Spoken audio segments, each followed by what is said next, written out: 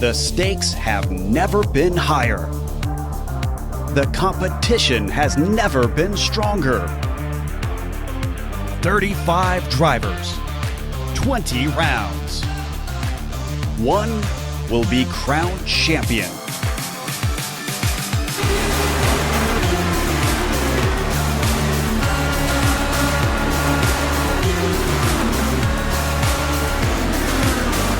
Competition, commitment, excitement.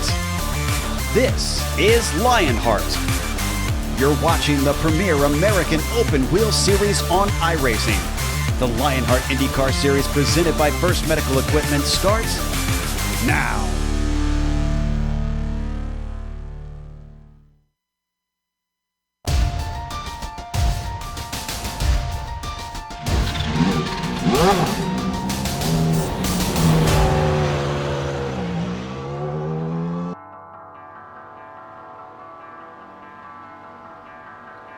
We're all gamers, and HyperX is always ready to game.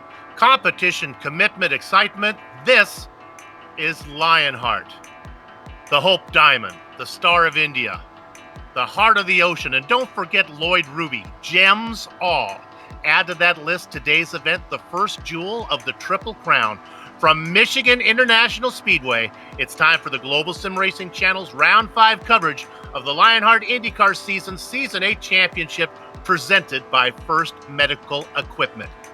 If it's a Sunday and it's a Lionheart event, then you know it's special, such is the case before us now. On tap, a full 500 miles and double points. And speaking of points, how about a driver's championship tighter than a first gear hairpin? Last time out, the Lionheart guys opened the Kentucky race with a 113-lap green flag stint. These drivers know how to race clean, race hard, and when you see them on the track, they'll put on a great show. If your Wednesday night is usually devoted to Jeff Probst and Survivor, well, that's why God invented the DVR, because this rare Sunday taste of Lionheart is going to change your hump day viewing habits. So with the lily sufficiently gilded, without any more follow or further ado, it's the Lionheart US 500 presented by Butt Kicker and all the simulated Dallara IR18 action from green flag to victory donut streams your way live as it happens right here on the iRacing Esports Network. Hopefully, with the approval of Michigan's Governor Gretchen Whitmer, welcome to another GSRC production and the Sim Experience Countdown to Green. Over the next 15 minutes, GSRC will bring you all the storylines, all the stats and facts you'll need to appreciate the Lionheart US 500 presented by Butt Kicker. Way up in the press box to bring you our Words Eye View, former real-world IndyCar driver Richie Hearn, joined by yours truly, Bill Soups On. Sean Ambrose has director duties armed with cameras provided by Dougie Beer. There's never been a Lionheart IndyCar season without a visit to Michigan, but never for more than 200 miles. They'll go 2.5 times that distance today. If somehow you've managed to stay unfamiliar with this place, pay attention. Smoking causes cancer, America landed on the moon, and here's a look at Michigan.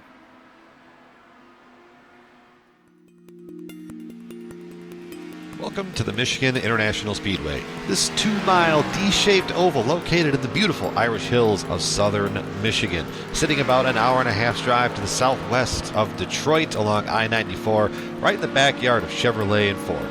When you're that close to Detroit Power, your speedway better live up to the hype. 18-degree banked corners with a 12-degree banked front stretch allow for maximum power and lots of action. The higher downforce Indy cars were able to put on spectacular shows of driver bravery and talent. In recent years, it's played host to mostly the tin top cars, as the NASCAR Cup, Xfinity, Gander Truck, and even ARCA Series have all hosted events here in the last decade. Michigan is a wide, sweeping oval, but it isn't harmless. The lowest groove of the corners near the bottom can be your very best friend in the IndyCar, but your worst enemy in the tin tops. Cars will frequently get loose that far down the track, causing chaos for the pack behind. Michigan is all about speed and lots of it. Often the drivers that find the most success here are the ones willing to experiment around the track and find grip their competitors haven't. The facility in recent years has doubled down on fan comfort as well, giving more elbow room, redoing seats, camping areas, even providing Wi-Fi to watch all of these live broadcasts in the grandstands of all the sections. All in all, Michigan has become a staple of American motorsports since it opened in 1968. Fans and drivers both always look forward to when the schedules come back to the beautiful Irish Hills of southern Michigan. Fast speeds, high action, it's all here at Michigan International Speedway, where it's your speed.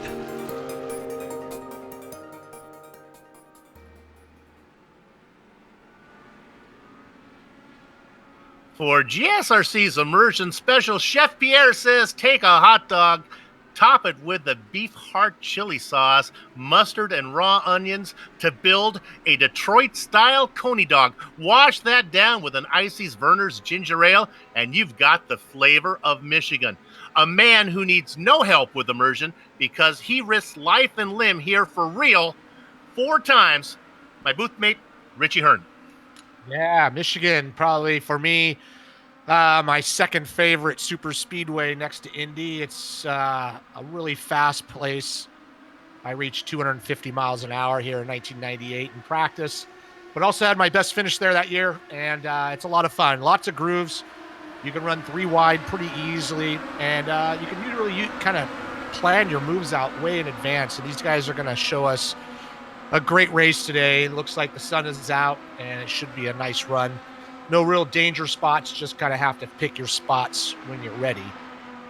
Remember, the Countdown to Green is brought to you by SimExperience AccuForce steering systems. With the most advanced tuning features on the market, the AccuForce Direct Drive is second only to the real thing. To check out the entire SimExperience line of products, head on over to simexperience.com. 250 miles an hour going into a corner. That's Richie. That's Bonneville Salt Flat speed, man. Yeah, I was a little was hoping that the suspension could hold on to that, but it's one thing that I talk about a lot because not everybody's got to do that. So it's quite an experience. Indeed, that's frightening. Let's go ahead and look at something that's not quite as frightening. That's the point standings. These, of course, are brought to you by the good folks at First Medical Equipment. Hey, a 10th place Kentucky finish dropped Josh Chin out of the lead down into 4th. Now, a bluegrass 5th was enough to return Connor Harrington to the top of the chart. 2 ticks ahead of Michael Goodman, second being the New Yorker's highest place on the standings so far this season. Making their way onto the graphics for the first time is Mike Rigney and Brian Carey, climbing to 9th and 15th respectively. And how about Jason Galvin? He installs a SimExperience direct drive wheel and rockets 17 spots. Coincidence? Me thinks not. Let's go to the team championship. And of course, this comes your way thanks to HyperX. The best of the day at Kentucky was 8-Ball Motorsports pocketing 141 points thanks to Michael Goodman in second. A totally under-the-radar 6th place finish from Justin Weaver and Mike Rigney in 8th. Now, Adrenaline Red jumped 5 spots before last round, drops 2 spots this time, but they do get a nod for team consistency. 12th, 13th, and 14th were the finishing positions for Andrew Kinsella, Brian Carey, and Joe Branch. Alantech Simulations NHR Esports sits at the top still with Adrenaline Black and SKM in 2nd and 3rd. There is another championship. Richie, what do you got?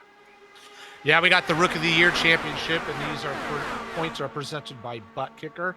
As you can see, Josh Chin stays in first. Usually this Rookie of the Year is a little bit tighter than this, but we got a long ways to go. But Chin in first, 30 points up on Kankapati, who stays in second. And we got Nathan Lewis with this 14th spot, moves up 3 positions to 3rd. Holiday down 1 spot into 4th. Frazier in 5th. Sandman, he missed Kentucky. He's going to drop 2 spots down into 6th place, 74 markers back. Then you got Darren Ganji up 1 to 7th. And Scott Holmes still paying his rookie dues, sitting in 8th. But this championship will tighten up as we get closer to the end of the season. And to George Sandman, fear not, there are drop rounds. Richie will talk a little bit more about that as we go along. The best of the best in the iRacing World Championships, as well as many of the top private leagues like the one you're watching right now, are showcased right here. Where? On the iRacing Esport Network. You know, if you haven't done so yet, make sure that you subscribe. I'll tell you this, GSRC is proud to be part of the IESN stable of broadcasters. And let's talk about the Lionheart Racing Series. It's powered by HyperX. It is the premier open-wheeled racing league on iRacing. It oversees not 1, but 2 great series. The Lionheart Retro Series presented by DMLC Racing Channel. You can see that on GSRC on Thursday nights. And then the one you're watching today, that's the Lionheart IndyCar Series presented by First Medical Equipment. Both series honor the memory of the late Dan Weldon. And, of course, a rare Sunday time slot equates to many first-time viewers. So with that in mind, Richie, how about some series details? Yep, and these series details come to us thanks to Minus 273, the premier name in karting gloves. Their industry-leading gloves are super lightweight and durable, made of breathable polyspandex. Whether you're a kart or sim racer, Minus 273 gives you the control to reach victory lane. For more information on Minus 273's full line of gloves and apparel, visit www.273.biz. Don't forget to also use LHRS for 25% off all orders. And here we are with our series details. Season 8 of the Lionheart IndyCar Series. Round 5 of 20 total this year with 3 driver drops. Of course, we're using the Dallara IR18. The setups are fixed, but they've been adjusted. And we're working on cash and prizes for the season, totaling $10,721. That is a nice little bit of kitty there to go after. You know what? You talked briefly about the weather. Look at that beautiful Michigan sky pushing down on the speedway. Let's look at it now. Richie, what do you think as far as how it affects? Holy moly, I see one number that sticks out. 122-degree track temp. Boy, that's going to give these tires a beating, so pit strategy is going to come into play for sure. My goodness, that is egg cooking temperature there. All right, all the business is out of the way. We have a little bit of extra time to play with here today as we have 5 extra minutes in pre-race show for you. We said 15 minutes. We're going to give you 20 minutes on the Sim Experience Countdown to Green. Practice going on right now. Let's take a look and see who's quick out there. Adam Frazier, Brian Carey sitting up top. Of course, these times are a little bit, can be deceiving because a lot of it has to do with the toe, right, Rich? Everything has to do with the toe here. So you can gain a couple of seconds just by picking it just right. So practice times aren't going to mean much. Some people are in the pack. Some people are working maybe just on their own. So the real times will come out when we start qualifying. A couple minutes here. I was watching practice, and of course, they have a little more fun in practice than they do in the race, but I was seeing 3, even 4 wides sometimes. Michigan, I guess, give you a lot of racing lines. Yeah, you can run the bottom, especially early on.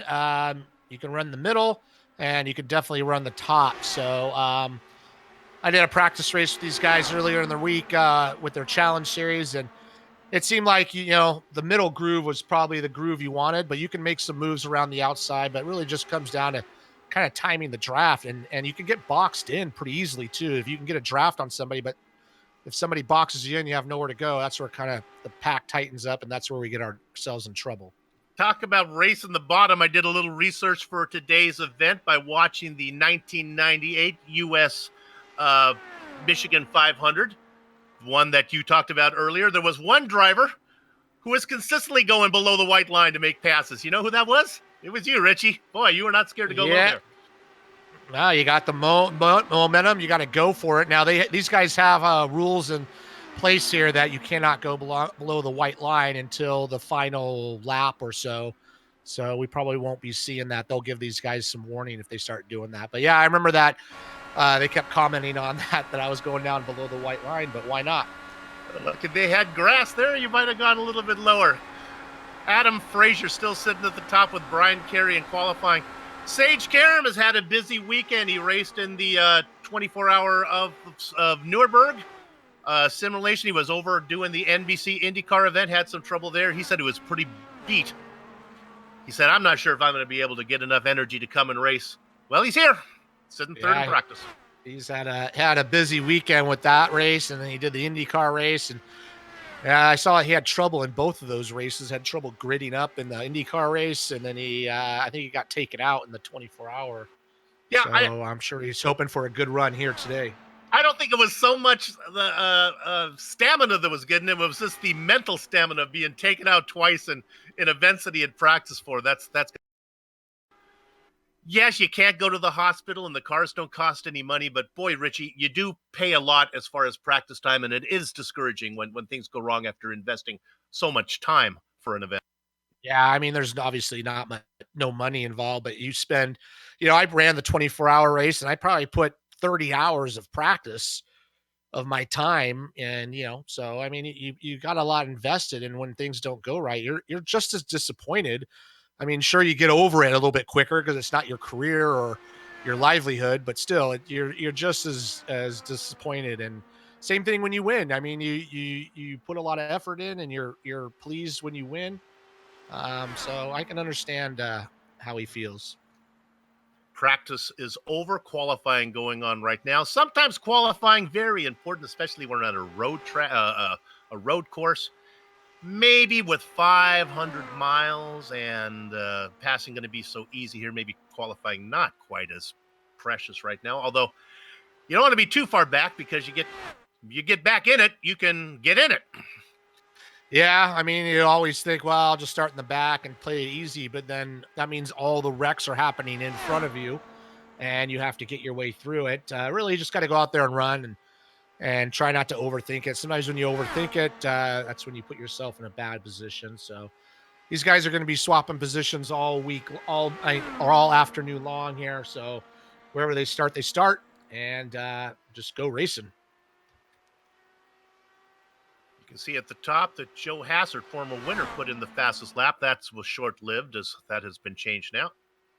There's Bart Workman, a veteran. Yeah, we got Scotty Johnson up on the point at the moment. 32.8. It's going to be real close on these times as we get near the end. A lot of guys have not gone out yet. And there's Damon Martinez on our screen. He's going to go below that white line just on the last lap there, shorten the track up. It's going to put him second at the moment. So he's only 0.02 of a second behind Joe Hassert. Speaking of Joe Hassert, I want you to take that time serious, ladies and gentlemen, watching this one. He's a former winner, and he is always good here at Michigan. He has a win here, a second before that one. Him and Brian Yoslik, I think, are your two favorites here today. There's James Krahula. Take a look at James. Let's go back and look at James's car real quick there, director, as we leave here. James is kind of going, he's always, guys, takes a contrary look. He's going with no sponsors on his car today. Just a beautiful yellow machine for him. We'll have another look at that one later. Hey, the Watchman, Mark Cohn, making it to the top of the chart. Yeah, Mark Cohn. Look at Samuel Ryman as well, sitting second. Look how tight those times are. 0.02 of a second, 0.06 of a second, 7, 8, 9,000ths of a second. So very tight field. Let's see where these guys end up. We got Stefan Larkamp up online. Sage is the last car to run here. There's Sage Karam. He's still looking to put in a time. Chris Stouffer, another former winner, moves to the top, bumping down Mark Cohn and Samuel Ryman. Again, they go down again as Tyler Graff makes his way up, sitting outside of row one right now, tentatively. There's James Krahula in that yellow machine without any sponsors. I like it. One of the hacker guys. That's Ken. There's Sage. Some big names yet to put in times. Michael Goodman still looking to get a time in. Defending champion Adam Blocker yet to put in a qualifying time. Yeah, some of these guys might elect to just maybe start in the back, you know. There's that familiar blue color of Adam Blocker. Yep, two-time champion here. Back to back too. You can see how he takes it down low, I guess, to get the quicker to the start-finish line there. Ooh, that's not good. 33.5. Have a catch. Andrew Kinsella, car number 41, now moves to the top. All right, Blocker didn't like that first one. That was the warm-up. It was an official one, but that's his first lap. I think he's going to be faster on this one. Yeah, it takes a lap. It takes a lap to wind him up, so it's the second lap that counts, and you can see him go down to the shortest distance around the tri-oval there, and where's that going to put him? Going to put him well down the order in 29th spot. The number one car not doing quite so good today. Plenty of time to do it. The Candyman did not put in a qualifying time, as did Adam Frazier. All right, let's go to the grid right now, as I think everybody's done. I'll take it a row at a time. It's Have a Catch. Andrew Kinsella sitting on top with Tony Schowen outside of him. Richie? Yeah, next up in row two will be Chris Stouffer and Jay Brandt. Jay Brandt is here today. You know what? He is making his, his 25th start, a silver anniversary for Jay Brandt. Good to see him doing so well. Let's move along here. We got Tyler Graff sitting in the 5th spot with George Anzaldo outside of him. Yeah, Mark Cohn and Samuel Ryman bringing up 7th and 8th position. A lot of letters in these next two names. Stefan Larkamp and Brandon Limkeman go 9th and 10th. Joe Hassert starting 11th. Brian Beard starting 12th. The Baker-Stutzen spot is the New York driver Michael Goodman with our top rookie Joshua Chin flanking him. Darren Ganji starting 15th. Next in will be Damon Martinez. Another rookie, Nathan Lewis, is going to be inside of our points leader, Connor Harrington, who sits in 18th. Yeah, it's Sage Karam. Not the best starting spot for him, but he'll be up front early, starting 19th, and right next to him will be Ken Hacker. Hitting blackjack in the Moby Stickies machine, car number 66, Justin Weaver. He's flanked by Mike Rigney. Ryan Yazik sitting in the 23rd spot, and next to him will be Jason Galvin. 25th and 26th is filled by Bart Workman and Ron Hacker. Well, behind them will be Chris Lanini and Joe Branch. Two-time and defending champion Adam Blocker in car number 1 and 29th. He's going to be inside of James Krahula in that fluorescent yellow machine. Starting 31st will be Brian Greenlee, and next to him will be Brian Carey. Scotty Johnson, Adam Frazier, and the Candyman Dustin Wardlow make up 33rd, 34th, and 35th. 35 names today. Good size field for a Sunday. Boy, that's a pretty shot. Look at those cars parked in parking lot formation there. Yeah, someone did a good job lining them up. I kind of like the way they do that on some of the tracks here in iRacing. They line them up instead of just on the track, line them up in the way they do it in real life. That's pretty, and they start to roll. Give us an opportunity to talk about our 4 onboard cameras that we have for you today. As they begin to roll around the track, 500 miles in store for us. Look at that beautiful shot. That is pretty. All right, let's go ahead and look at car number 11. It's the Joe Hasser HyperX machine. He's a winner here. Whatever you play, however you play, HyperX knows we're all gamers. Use promo code LionHRT15 at HyperXGaming.com. How about the number 9 machine of Dustin Wardlow, the Candyman, and the Sim Experience onboard camera? Second only to the real thing, SimExperience.com. The number 73, we got Brandon Lipkman in the first medical equipment onboard camera. Your source for medical supplies and equipment in the Burlington, Iowa area. And number 42, Jason Galvin in the butt kicker onboard camera. Been missing, use promo code LION2020 at thebuttkicker.com. Out of the corner number 4, Elizabeth Berkley of Saved by the Bell and Showgirls fame. Michigan's own in the pace truck today, brings it in, giving control of the field to our pole sitter. Andrew Kinsella is on the gas, and we're all gamers, and HyperX is always ready to game. Competition, commitment, excitement. This is Lionheart. Kinsella leads them down into the first corner. Yeah, look at that pack. 35 cars. They're already starting to go single file, but you're going to see it go down that back stretch. And we're going to have a challenge for the lead here as Tony Schoen's going to go to the inside. He's going to try to bring along. Looks like Chris Stouffer with him as well as they go into turn 3. Out of the 4th corner for the first time. Is there going to be a challenge for the lead? Nope. Kinsella's going to hold it. Now they start to fan out. Stouffer in the middle. Kinsella going up high. 3 wide on the outside with Kinsella. He's going to fade back to make it 2 wide. It gets a little bit tight off that corner. If you're not careful, you can clip that outside wall. But as we go down the back straightaway, you're starting to form 2 lines here. You can see that outside line getting a little bit momentum, but the inside line is going to be the shortest distance around. As you'll see, Tony Schoen, he's not going to get it. Chris Stouffer's going to be the leader as they cross the line, but here comes Andrew Kinsella back on the outside. 2 laps in, 2 laps of green flag racing. Samuel Ryman races up in 4th. On the inside, he is flanked by Jay Brandt. Single file up high going into turn 3. Fan out a little bit. You want to try to get some air on the front of that car, keep those front tires from scrubbing too much speed. So you'll see him fan out a little bit. There goes Samuel Ryman trying to fight his way to the outside line, and he does. He's going to get right in between. Basically, yeah.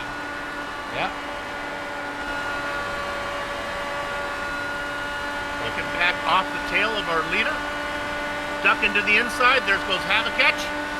Kinsella now has the momentum to take that lead. That's Joe Hasser trying to keep the car low. I was urging to drift up into Stouffer. Here comes Stouffer back around the inside of Andrew Kinsella. We're going to see this all day long.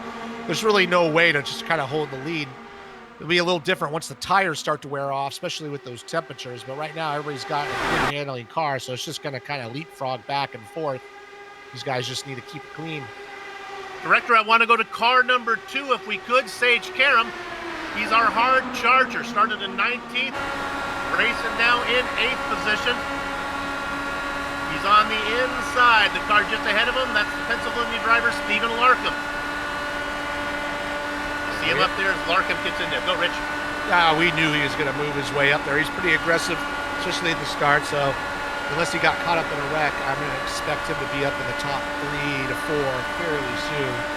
And since he's done this in real life, he kind of knows how to feel you just got to find the flow. It's kind of like driving in traffic, and you just see which lane is going, and you try to find in where you can find that spot.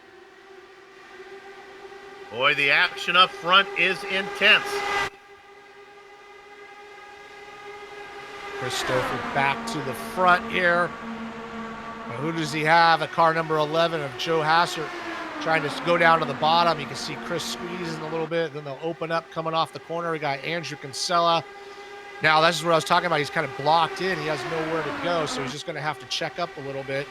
And then he's going to go search to the outside lane as Christopher goes down to the middle lane. And again, I don't mean to do a little home cooking here, but a little attention to the car number 63. Great run by Samuel Ryman. He begins to lose a little bit on the inside. He races now in 6th position. Tony Schowen to his outside.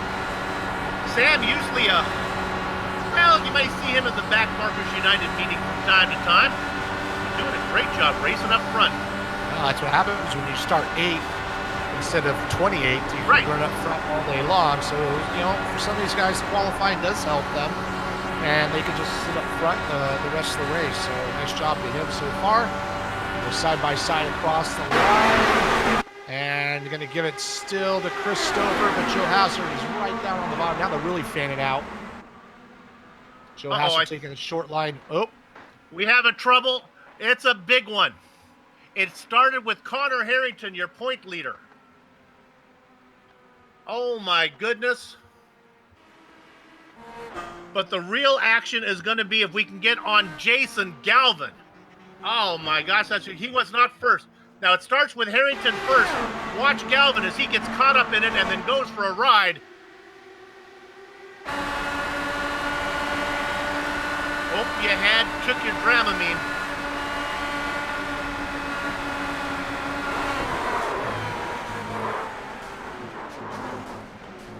Cars involved in that one. Galvin, Lewis, Ganji. Oh, poor Darren Ganji involved in it. Can we get an onboard when we get another chance? Let's go onboard with Chris Lanini, car number 92. All right. This will give you a look at what happened. And after watching it, it looked like, Connor checked up a little bit. He got blocked in, and Darren tapped the back of his car, which spun him around and then basically caused everything. You be the driver, you choose your lane to go. Yeah, I mean, you have nowhere to go here, and there it goes. Swoop, right through. There you go. Just pick a lane and go. But I don't know if we can get on board with, if we can do another replay with, I want to get on board with Darren Ganji. I think that's kind of what causes this. And you'll see Connor Harrington check up and doesn't have time as everybody's coming down pit lane, but with this replay coming up.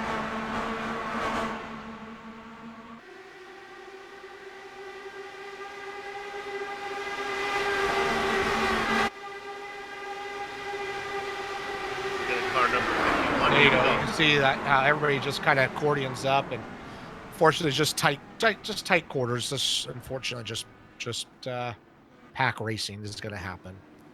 All right, pit stops are happening. If Darren Ganji didn't have bad luck, he'd have no luck at all, right? I mean, gee. Yeah, it's just bad luck, and just the way it goes sometimes. Nobody's fault.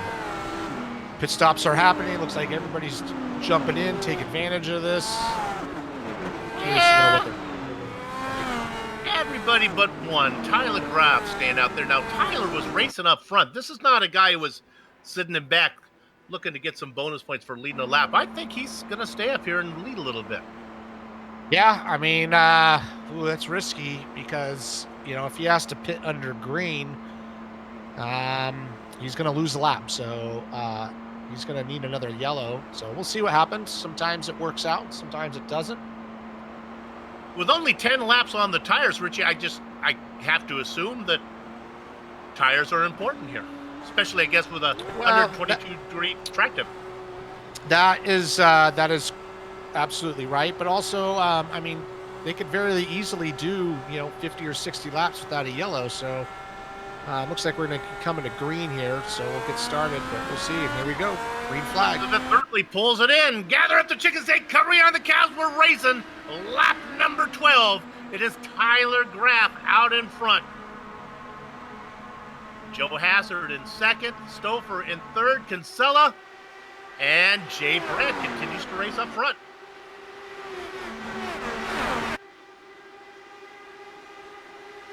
Karam is up into seventh now. We watched him climb up. Look at the difference here. We start single file. My goodness, they are stretched out. There you go, Joe Hazard to the lead. You can see the fresh tires. He can go right down along the bottom without scrubbing any speed. Tyler Graff's going to try to do the same thing. And here comes Chris Stouffer. They're gapping out a little bit to the pack behind them. But those guys trained right by Joe Hazard. Tyler Graff was in the lead briefly. Chris Stouffer's now going to be in the lead. And here comes Joe Hazard. This is also bringing the other cars back into the fold. Chris Stouffer, former winner here at Michigan. Joe Hazard, former winner here at Michigan. I guess experience means something. So much for that single file, as now the draft comes into effect. They're all 2x2. With a huge run is Andrew Kinsella, their pole sitter. Yeah, he's made up that gap and goes to second, and now he's going to go to take the lead from Chris Stouffer.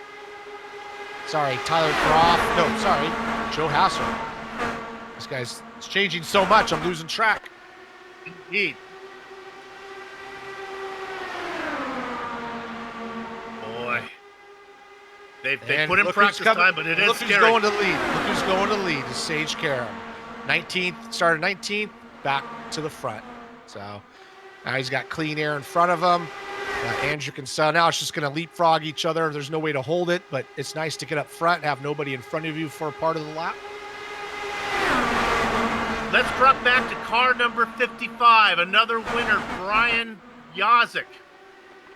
A hard charger, up from 23rd position, races in 12th right now. He's on the inside, has Brian Beard to the outside, just ahead of him, Tyler Graff. But Yazik continue to work the inside. I guess he likes the inside lane right now. Well, the tires are fun. He's going to drive it down low. Riding on board with the 55. He gets a good tow, and now he makes Tyler Graff is now in his rearview mirror as he rides behind Samuel Ryman. The 63 continues to race up front. Ryman in ninth. And look to the outside there as Ryman pulls up. That driver that's just ahead, that's George Anzaldo in car number 6, having a good run, racing in ninth. Yeah, he had a good qualified spot. Nice to see him up there in the top 10. He has a lot of bad luck, so we'll see if he can get to the end. But Andrew Kinsella and Sage Karam going back and forth, leapfrogging each other for the lead. So we'll put Andrew Kinsella back up front. Everybody in the back doing their thing. Oh, we got a little contact there with I don't know who was in that orange car. A little bit of contact. Nobody's off the track. I think that was Samuel. I think that was Ryman in the 63. Got a little contact with somebody. I don't know who it was, but he's starting to feed a little bit. Just give you an update on the drivers who had to quit. Connor Harrington, Nathan Lewis, Darren Ganji, and Jason Galvin. A couple big names there that includes your point leader.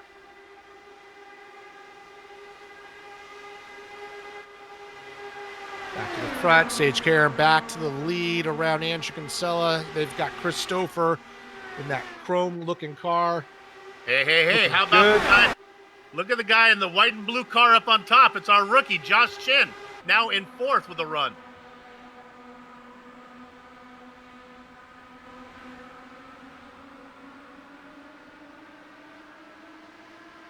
Oh boy, he gets a really close coming out of 4. You're going to see a lot of lead changes going on up there. Yeah, we got Kinsella now stuck up top. Yeah, he's stuck up top. But that's not too bad. You know, you kind of just riding along. You kind of lose the momentum a little bit, and then you come back for it.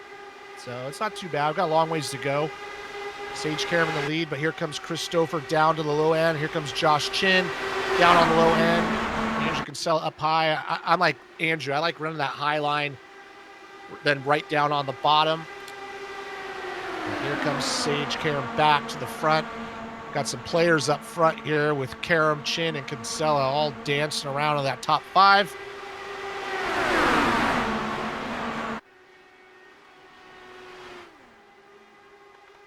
The driver who stayed out, who did not take a pit stop, Tyler Groff in car number 26. He's now fallen back into 12th spot. I guess it's okay. Not quite sure that's a strategy I would use. No, and you know, unless the yellow flag doesn't come out, he's going to have to pit on his own and lose a lap. So he'll have to work hard to make that back up. Here on board with Joe Hasser. Joe doing a good job there, starting 11th, running 3rd. Josh Chin's bringing the outside lane, going around him, and he's bringing Kinsella with him. Up front, Christopher and Sage Karam now are switching the lead.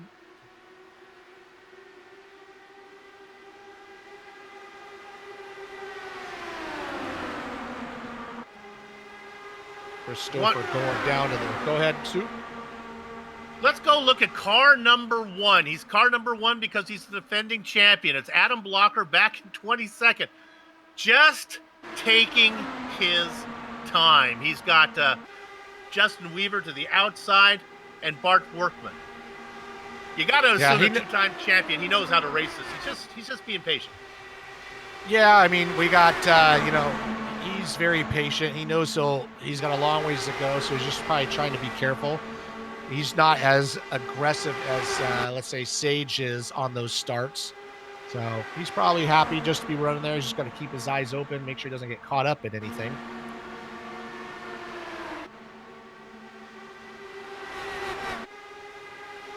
Nice battle we're looking on going on in front of him there. They get that sort of look that continues to fan out now. The car on the low side, that's Lanini. That's the dark car, just getting ahead of Branch. Then those 2 cars that are side by side, the one on the low car is the rookie Adam Frazier. On the top side, Brian Carey.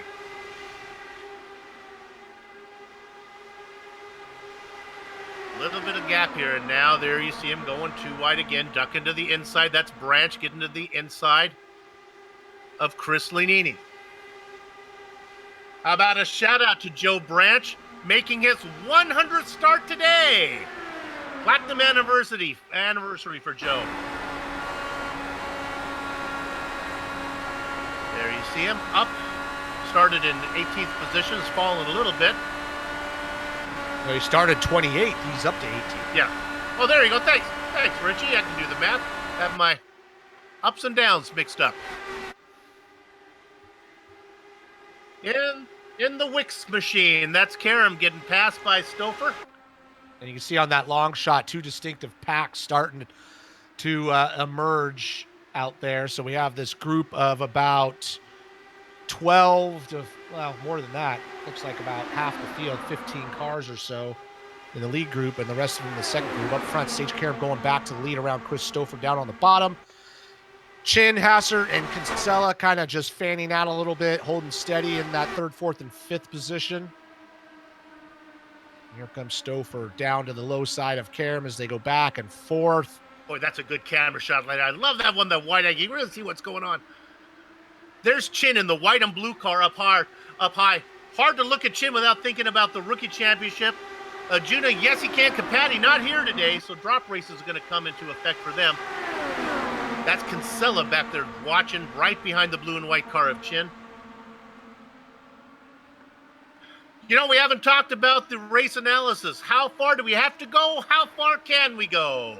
Well, we talked about it's a 500-mile race. That's 250 miles. What's the stint? 38 laps. Right now, we're about on lap 28, so we'll be there, I'd say about 11 or 12 with the yellow flag. And of course, all the 20 incidents. You pick up 20 incidents and you are DQ'd and you lose 10 points. If you manage to pick up 20 incidents here in Michigan, I think you should get bonus points. Right. Kind of hard to do. You should be able to save about, ooh, man, that was close. Hassard and Chin real close in between 1 and 2. And they calmly get out of it, but that was tight. The driver that will be pulling off first will be Tyler Graf. Remember, he decided to stay out.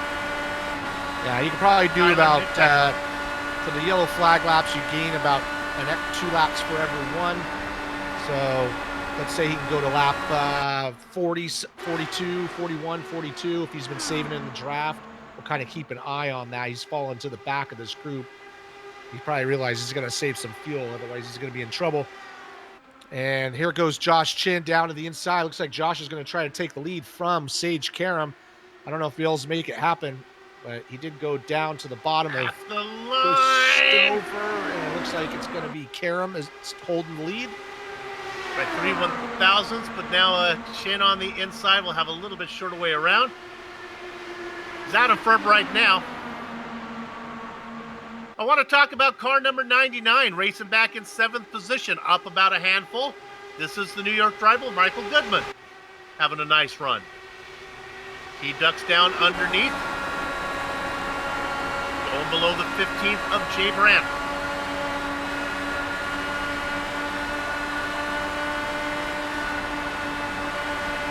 So I'm surprised that you have such a gap between Tyler Groff and 16th spot and then Chris Leonidi in 17th spot. It's 6.7 seconds. It's pretty far. So we've got 2 distinct packs cut right down the middle, basically. You look at that front pack. You got Samuel Ryman in 15th, and hanging on to it is Tyler Groff. He's about 15 car lengths behind Ryman, but I still in the tow for now. He's going to have to make that pit stop. But then you said it, Richie. It's a long way. 4.5 seconds back to Chris Sleepy Lanini in that second pack. Yeah, that second pack is battling just as hard as the front pack. We got Justin Weaver on that second pack. He's going to try to go around Chris Lanini, but these guys are battling just as hard. We're on that second pack right here. You can see they're going 3 wide. That yellow-looking car there, James Krahula, going 3 wide. And now he's going to get blocked in, but these guys are racing they're not taking it easy, so they know there's a long ways to go, but boy, I'm sure they're wishing that they were up into that front pack. Love that yellow car. Now, there goes the yellow car through the middle, like Odysseus between the devil and the deep blue sea. That is James Krahula. Woo, that was fun.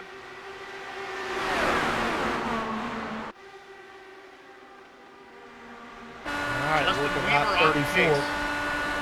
Working lap 34, we're going to keep an eye on Tyler Groff. I would say he's probably about lap 42, 43, roughly. It's going to be my guess. But he's going to be a lone soldier if we don't get a yellow flag. Just to follow up, Justin Weaver got loose, and man, he dropped a ton of positions. Let's look at car number 66 right now. He was leading, or up near the front of that second pack. He's now fallen way back to 26. Racing with Workman. Brian is not easy being Greenlee back there. Brandon Limkeman. And one more car back. You can see that familiar blue machine. That's Adam Blocker. Somebody better do a DNA test on the driver in that car. That doesn't look like Adam Blocker.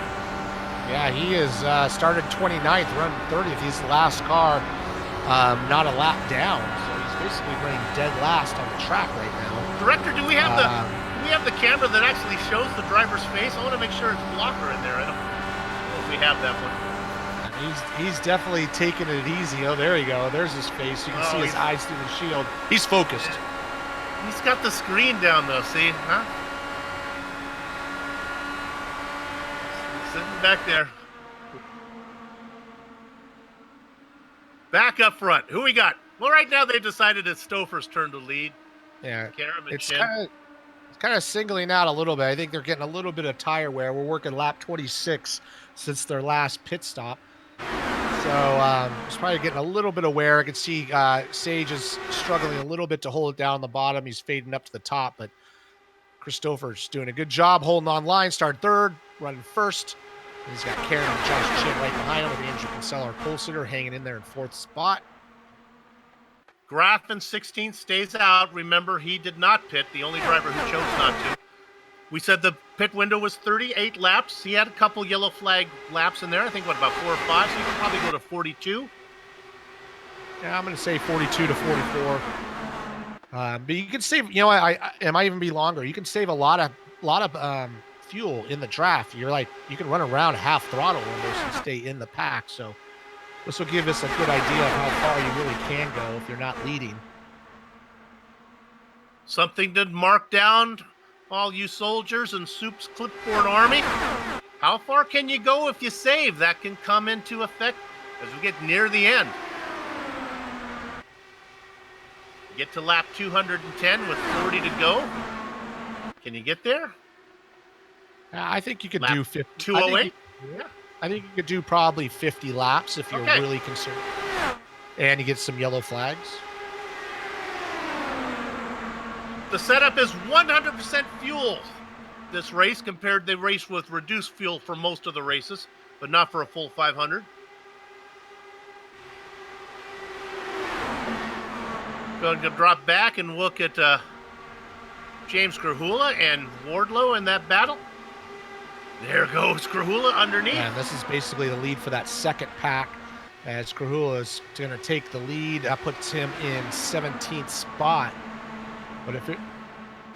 We're going to ride on board with Dustin Wardlow. In the DeWars candy machine, he goes underneath now as they continue to do a little bit of tipsy-doo, a little square dancing going on as they swap positions once or twice each lap. And Tyler Groff is in the pit, so we're at lap 41. When we say 42, he decided to come in, but he's going to lose a lap here, so he's going to be lone man standing. Here comes the pack. The second pack's coming around. Groff is out of the pits. Right now, Tyler Graff, not a fan of ribbons around old oak trees and rivers in China. He does not want to see a yellow right now. He needs this thing to say green and have everybody pit, and he'll get his lap back. You see he blends out. Here comes that second pack, so he's going to fall back a lap down into that second pack. So that strategy not working out so good at the moment. So I was able to do, 42 laps there? We were pretty much, that's what we guessed at.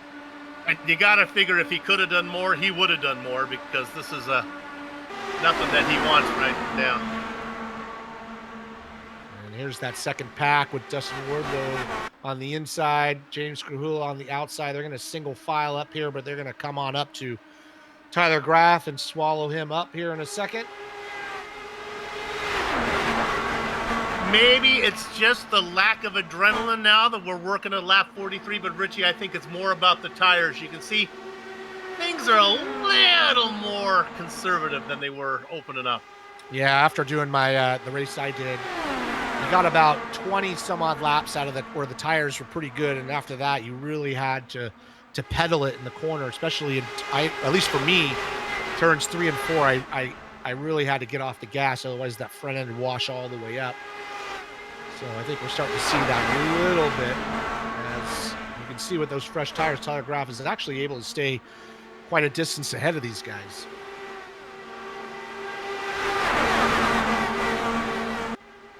He did go a lap down, though. He is a lap down. He is a lap down, but to the first group, yeah. But we are working lap 34, the last last guys that ran. So see what these guys can do as far as they're going to have to start pitting fairly soon. So he might get a chance to get that lap back. It will be fun to see how he slots out in relationship to like Samuel Ryman, who was ahead of him by about 5 or 6 car lengths when he came in. And Mark Cohn racing in 13th, Larkamp and Ryman back there a little bit farther. Up front, they continue to this kind of swap for position, but you can see they're more single file now, which Richie, I think, will make pit stop time a little easier if these guys are not running too wide. Yeah, and they do pit off of turn 4, so it's a little bit tricky. You got a not very long to get slowed down for about 220, down to about, I think pit speed limiter is 55, I think. And so we might see some wrecks, people checking up and getting on the brakes. It's a pretty narrow pit lane, so we'll have to keep an eye on that when we get closer. In that lead group, there are 2 cars that have worked their way through. Sage Karam, he started in 19th. He's able to race up front with the leaders. And Brian Yazik, former winner in 23rd, started in 23rd, racing in 7th. Look how experience matters. Yazik, a former winner in 7th. And there's a car pulling off the pit. We got Hazard coming in, a former winner. Yazik comes right behind him. The Watchman. A couple of takers. Meanwhile, the top 3 or 4 staying out. Stouffer, Brandt, Kinsella, and Karam staying out at the moment. Might see them come in on the next round. So Tyler Graff, the driver who stayed out, he's just heading into corner number 3 right now. And leaders, the guys who pitted, they're just beginning to roll. Yeah, these guys are gonna want to come in, because what happens is they're running slower lap times, and these guys are gonna do basically the undercut.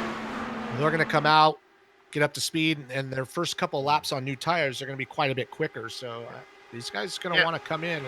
I know they're hoping for a yellow flag, but eventually you just lose too much track position.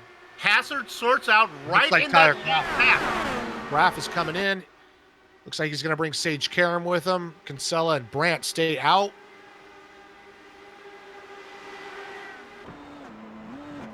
So it's interesting to see. We're not seeing everybody come in at the same time, just kind of little groups here.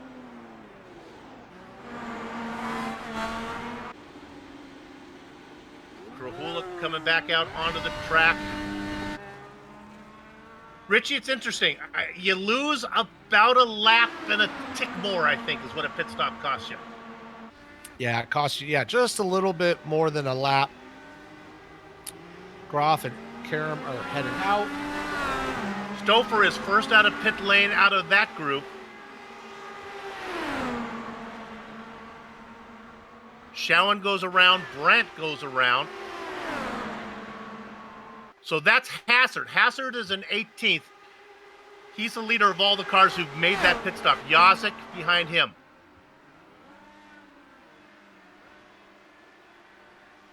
Stouffer cycles out about a second behind Yazik and Hazard. We got Adam Blocker coming into the pit lane. I want to see where Tyler Graff is. Oh, and James Krahula. Can we get a replay on this, Director? About 30 seconds ago, James Krahula, he's one of our... He got into the back of Brian Greenlee, put the car in the wall. Here we go. Watch as he comes up on Greenlee here. I believe this is Greenlee right in front of him. Might be out of this next one. Krahula was having a good run. See if we get it. It might be coming up right here. That looks like Greenlee slipping up. Watch this. He gets up into him, catches the tire, then bounces it off the wall.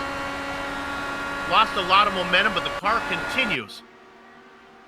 Yeah, it looks like his car is still in good shape, so he got away with one, but he did lose a lot of momentum. Okay. All right.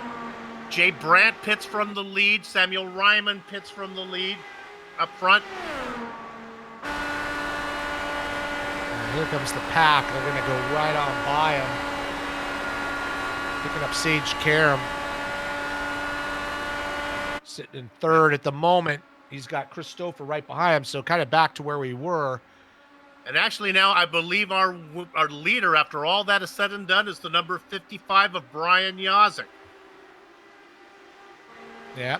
Let's go ahead and look our profile driver. No time better than when he sits out front. 85 races under his belt, meaning his 86th start today. He's got 3 wins. One of those was right here in Michigan. First start was back at Motegi.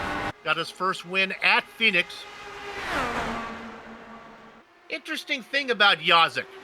He is 7th overall in laps led, 17th in laps races entered. So you can tell that, boy, when he races, he gets up front. And I want to point something out here that Yazik and Hassert were the first two to pit. And you can see how much speed they gained. They did a big undercut, and now they're up in the front. And then Sage, Karam, and Christopher pitted next. And it's these four that are separated themselves way out from the pack. And those guys that hung out there, I know they're waiting for a yellow, but they were losing so much lap time that you can see the separation. I kind of made the same mistake in the race that I did, and that's why I was kind of interested to see what would happen as I stayed out and waited and waited and waited. But I was losing so much speed that when I finally did come out, basically, I was out of the pack. And you got to remember, at 220 miles an hour, you're traveling 100 yards a second. So if you're a lap slower, they were losing 100 yards every lap. That's a lot. Look at that camera shot there. Let's play the Sesame Street game. 3 of these things belong together. 1 of these things is not the same. You got Yazik, Hassert, Karam, and Stouffer. Anyone want to play? The guy who is not the same, Sage Karam. He is the only driver of those 4 not to win here at Michigan. That was fun.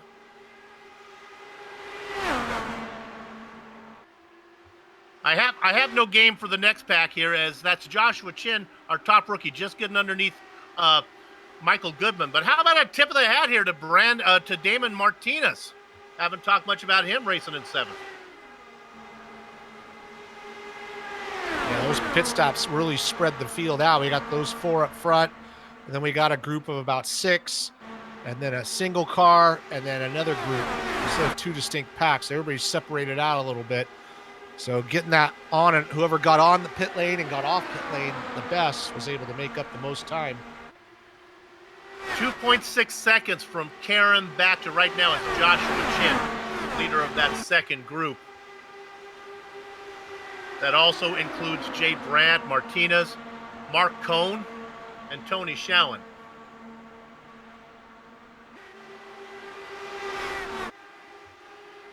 I don't want to be too cavalier about what's going on up front, but you got to figure 3 of these guys are race winners. They're going to pass for the lead here and not get into each other. Hassert, Yazik now, Stouffer, and watching the whole thing, Karam. Yeah, Karam's just kind of sitting behind these 3, watching them go back and forth. He's probably looking at the fuel run here, so save some fuel. The other pack is trying to catch back up, although they're about 2.6 seconds back, so it's about the same as it was. Again, mark it down on your clipboard. The 2 drivers that pitted 2 laps earlier, you heard Richie talk about it. It was Yazik and Hassert. Yeah, Yazik and Hassert, and then Karam and Stouffer pitted on the same lap. So all these guys were one of our earlier stops. Let's go back and look at car number 41. It's Andrew Kinsella. He was racing up front for a while. Got shuffled back in the pit stops. He's back in 12th position. We talked about Tyler Graff. He's on that alternate strategy. He's in 13th. Dropped back another position right behind him. There's George Anzaldo.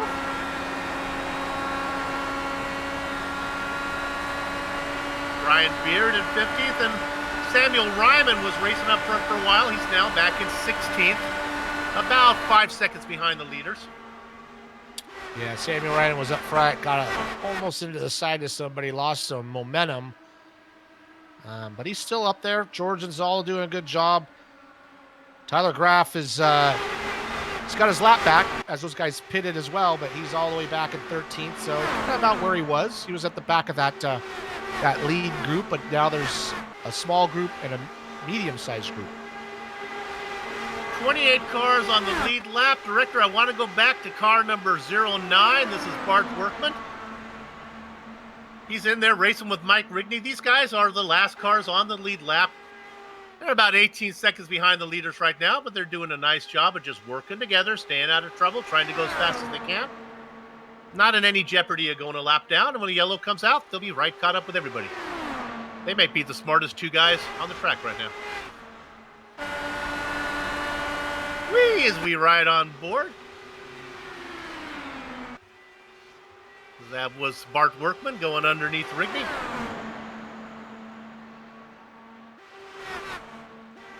Streaming into cyberspace into your place on the iRacing Esports Network. This is the Global SimRacing Channel's Round 5 coverage of the Lionheart IndyCar Series. Double points, 500 miles. It's a Triple Crown race. Chris Stouffer, your leader right now. Yeah, so far just 1 yellow. Pretty big wreck in the back, but 1 yellow. We're working lap 65 of 250 total laps. We have a group of 4 leading out front, and then a separation of 3 seconds back to Michael Goodman leading that second pack. Looks like that goes all the way down to 16th position with Samuel Ryman hanging on the back of that pack. And we got another group, the rest of the pack, basically, starting with Adam Blocker. He's made his way up a little bit. He was running 29th earlier, but now he's up to 17th ahead of James Krahula there, as you see on screen. But he's got about 5 seconds to get up to that next group. But he's keeping it clean. I'm sure we'll be talking about him when we get closer to the end. There goes Krahula underneath. We saw Krahula put the car on the wall. The car looks fine.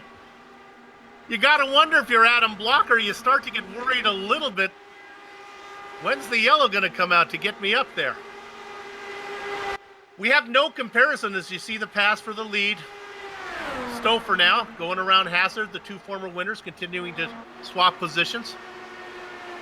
The farthest they've ever gone is 200 miles, but they have done that under green flag one time. In fact, they've gone 0 yellow flags, 2 yellow flags a couple times. So Michigan and the Lionheart IndyCar Series has a reputation of being fairly clean as we ride on board with Big Jeff Hazard and that HyperX onboard camera. Yeah, well, like I said earlier on the track guide, there's a lot of forgiveness on this track. It's not just one groove, so you can run a lot of different spots. All these guys in this league are kind of hand-picked, basically. They're pretty strict on who runs this lead, and they all do a good job. So I'm not surprised. I wouldn't be surprised, and I don't want to jinx this with the whole way under green flag.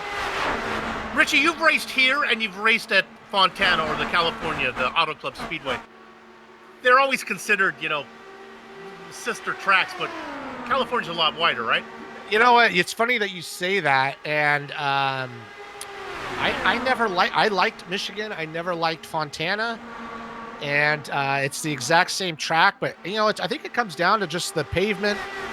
Fontana is really bumpy, so you have to pick your lines a little bit more careful. Fontana tends to be more of like a 2-groove track, whereas this track is like almost 4 grooves, and I don't know. They look the same, but they drive totally different. Looking at Shaun and Brett. Higher taxes in California, too. That may have something to do with it. We look at this battle going on.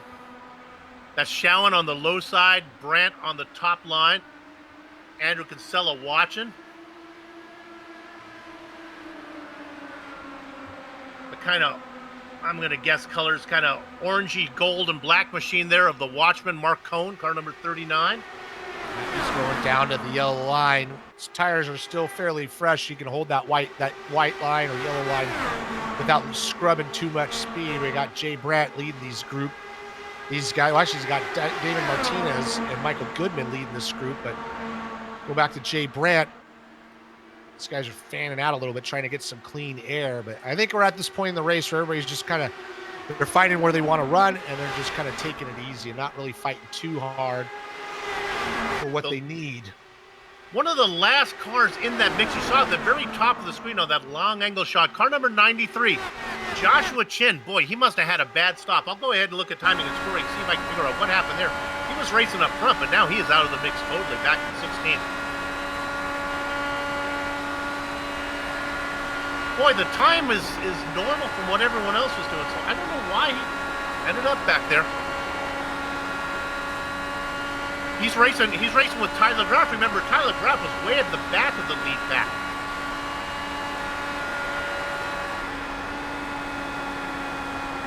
working lap number 72. Yeah. What's going on up front, Richie? We look at right now. I guess Stouffer gets the lead. Yeah, these guys are just kind of going back and forth. Something we've seen all lap long. Christopher is now leading the point with Joe Hazard, but Joe's going to take the inside line into turn 3. Looks like we got some lap cars. They catch up to a lap car there. That's Dustin Wardlow. He is he's 1 lap down, so he's looking to go 2 laps down. The Candyman not having the run he was hoping for. They're going to go on board with the Candyman. You can look off the back. Here they come, Candyman. And Dustin Wardlow must have got a speeding penalty because his pit stop was 50 seconds long. So that's what dropped him down to lose him. He basically had to sit there for another lap, so that's why he lost that lap. We showed you the last cars on the lead lap. We don't need to go there. It is still Workman and Rigney, and they continue to waltz.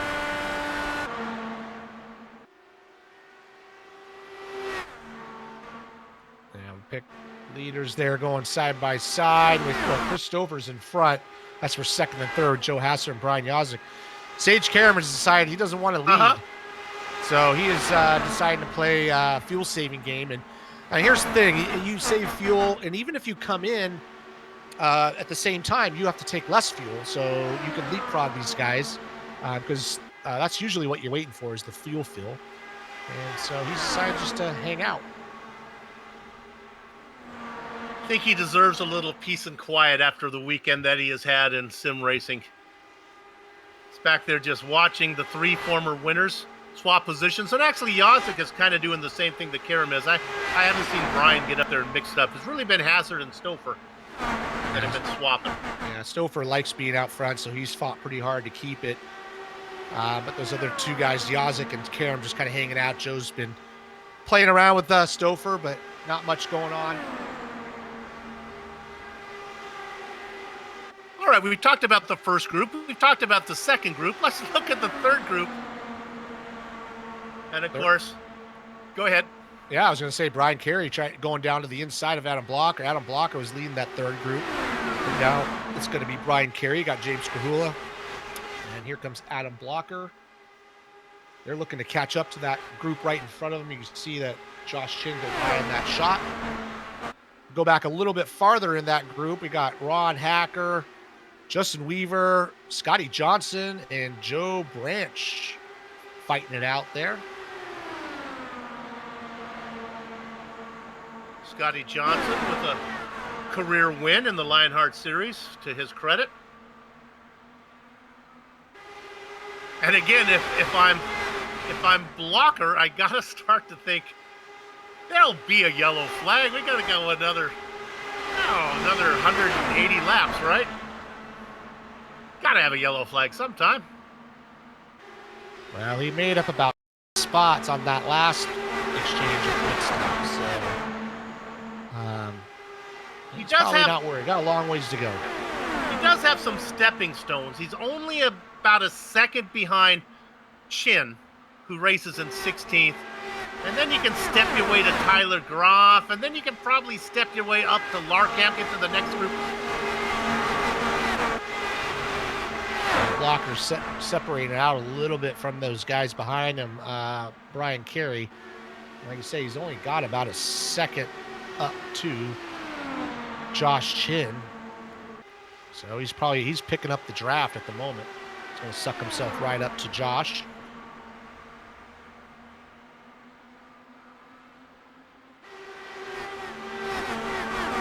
Now we are getting close. I was just going to say we're getting close to Tyler Graff needing to pit. And as the words come out of my mouth, Tyler Graff goes into pit lane. Remember, he's on that alternate strategy, the only driver who did not come in on the first yellow flag. The only yellow flag. So he's going to lose another lap. And once again, he's in the rolling the dice that this thing stays green for another dozen laps or so, and everyone will have to make a green flag pit stop. And as we were talking, Adam Blocker got up to Josh Chin and passed him. Josh is dropping down a little bit. He's getting swallowed up by James Krahula. He was up front, so I don't know if he's just not liking the way the car's working at the moment, but he's falling back for some reason. There's no strategy to falling that far back, so he's struggling a little bit with the way that car's working. In fact, as you see going on right to his left, going underneath him, that was the car of Ron Hacker. Justin Weaver trying to do it as well. A little behind him. That's okay. They get that sorted out. Yeah, Ron Hacker goes by him. Here comes Brian Carey. And Josh is just going to stay up high. So I have a feeling that the car's understeering a little bit more than he likes. He almost brushes the wall. And that's just, I think, indication he's just not happy with the way the car is working at this moment. He's just hanging on. These guys will be pitting pretty soon, though. It's about 33 laps for some of these guys, 31, 33. So let's go to about 7 laps. Let's go to car number 00. This is Mike Rigney. We've talked about this, and Bart Workman. They were the last 2 cars on the lead lap. Well, they found a friend, Brandon Limpkeman. Now I want to check to see if Limpkeman has made an extra stop. Well, right on board with Limpkeman. There we go. Riding with the first medical equipment onboard camera. He's now the last car on the lead lap. He's on the same pit strategy as Rigney and Workman. I'm glad that Rigney and Workman have a... And we got Joe Hasser. We got some people taking pit stops. We got Hasser and Yazik coming in. Stouffer and Karam stay out. So basically the same strategy as before. Those 2 guys were the first to pit last time out of the leaders. And they got themselves up front. We got Stouffer, but he's got a second and a half lead over Karam. Yazik's rolling, but Stouffer looks like he's going to go around again, and Karam. Well, Karam was 4th in line and didn't have anything to worry about because he had 2 cars connecting him to the front. But when the cars peeled off in 2nd and 3rd, kind of lost touch with the leader. Hassard comes out right behind Yazik. You see him entering. Now here comes Goodman in 3rd and Martinez. They're going to get there, I think. Maybe not. And looks like Stouffer's going around again, so no pit stop for him. Goodman's slowing down. Looks like he's going to take a stop. He's going to bring... Who's that behind him? Ooh, somebody behind him is going sideways into the pit lane. Almost takes out the guy behind him. That was Mark Cohn, yeah. Right almost in front of Brian Beard, yeah. So our leader is Chris Stouffer with Sage Karam in 2nd. They still need to stop. And Chris Stouffer's going around again. He's lapping Dustin Wardlow. He's going to stay out. So he's working lap 38 of his pit stop. Goodman is rolling out of pit lane right now, but Hassard goes by, as does Yazik. Yazik in 18th, the leader of all the cars who've made their stop.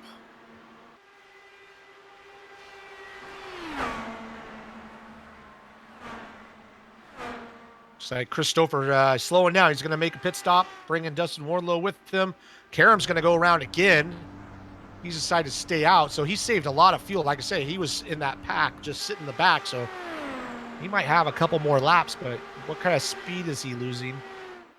His last lap was a 33.4, whereas Brian Yazik, what was his last lap time? While you're looking at that, Hassard and Stouffer into corners 3, coming out of 4 right now. So he's going around Karam right there. So just to give you an idea, Hassard was about 0.8 of a second faster than Karam that last time around. So that's how much time Karam was losing with those old tires. And as you can see, they go around Wardlow. Let's look at Stouffer right now. Stouffer out on track, getting up to speed. Car number 13, racing in 16th position. Blowing around him are the cars of Hassard and Yazik. Stouffer trying to get that car up to speed. I think he's going to be able to stay on the back of those 2 drivers.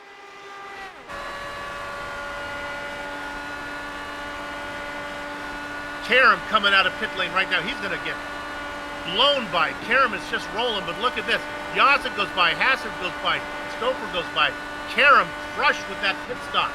Yeah, you can see how much time he lost by just staying out a little too long.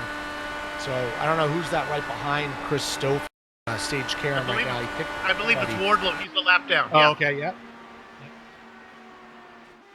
So you can see, you can see how much time, how much track does the spring go to, like maybe a higher shot, and we can see how much space there is between him. You don't even see third spot. So he's on his own at this point. So you can see what happens when you stay out there. He's losing about 0.8 of a second a lap. So right now the strategy you want to take is the strategy that Yazek and Hassard are doing is pitting in. They have a cliff with those tires, and they're picking that up just right. That's it. He may have been able to stay out longer, but his lap times were slower. You caught it. The question is he, as Brandt misses his pit stall, we're going to go to the lead. We're going to have a new leader here for a minute as Stouffer moves from third place, goes around Yazek, goes around Hazard, and Chris Stouffer back up in front.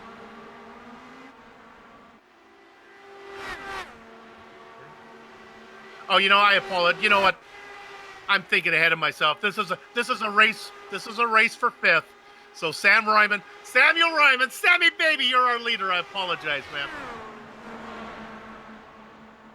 No. Here comes Sam.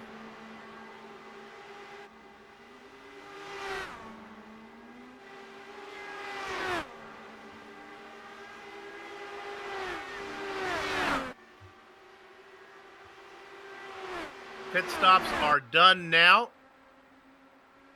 I think that's everybody. Now, I was calling it was a battle for the lead. Effectively it was, but you see Stouffer on the outside.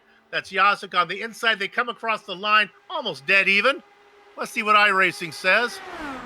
Oh, about 1/thousand of a second to Stouffer. Now also in that Mystics Yazek. The only 3 drivers who are still active in the Lionheart IndyCar Series that have won here at Michigan are up there racing 1, 2, 3 right now. Karam has got some work to do, about 2 seconds behind Hazard. Yeah, he definitely lost a lot of time. So saving the fuel, like I said, you can save the fuel, but you don't want to stay out there longer. I mean, I guess the yellow comes out, you're looking good, but he should have come in when those guys came in. He would have had to take less fuel, and he would have jumped them in the pits. But we still have a long ways to go. We're only working lap 95 of 250. But you can see how the strategy has already thinned the pack out up front and kind of working for those 2 guys.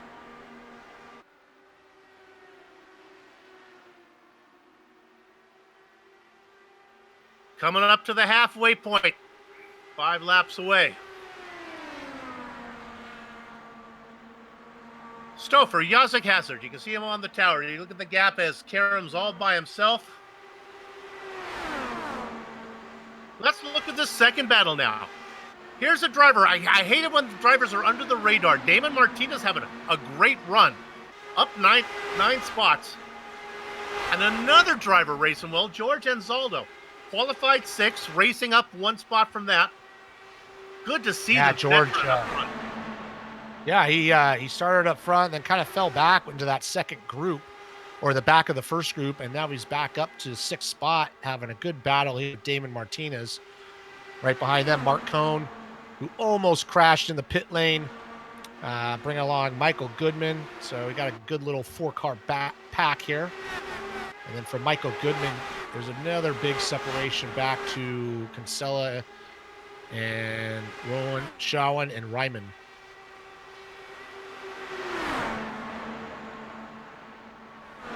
Of course, this race sponsored by the Butt Kicker. They had an onboard camera car. That was Jason Galvin. Unfortunately, the Bakersfield kid had some early trouble. Butt Kicker, a fine product.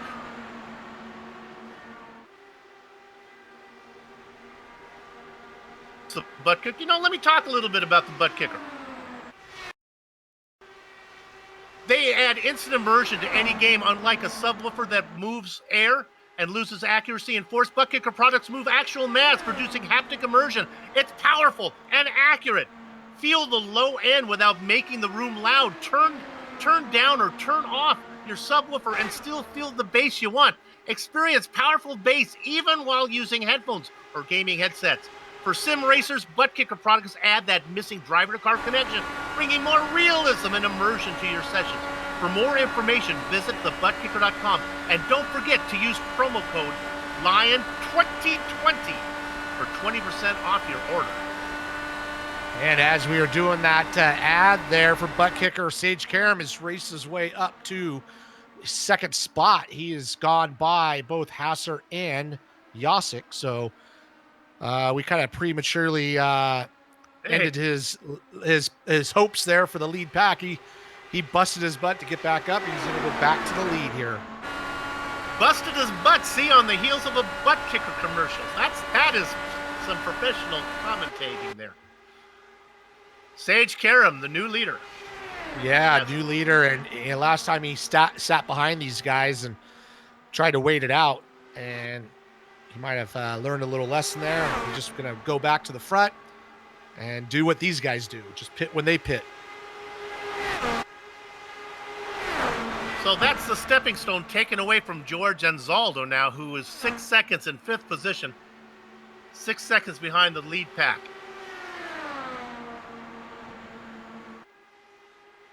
And we got Chris Lanini coming into the pit lane. Oh, he's going to lose it in the pit lane.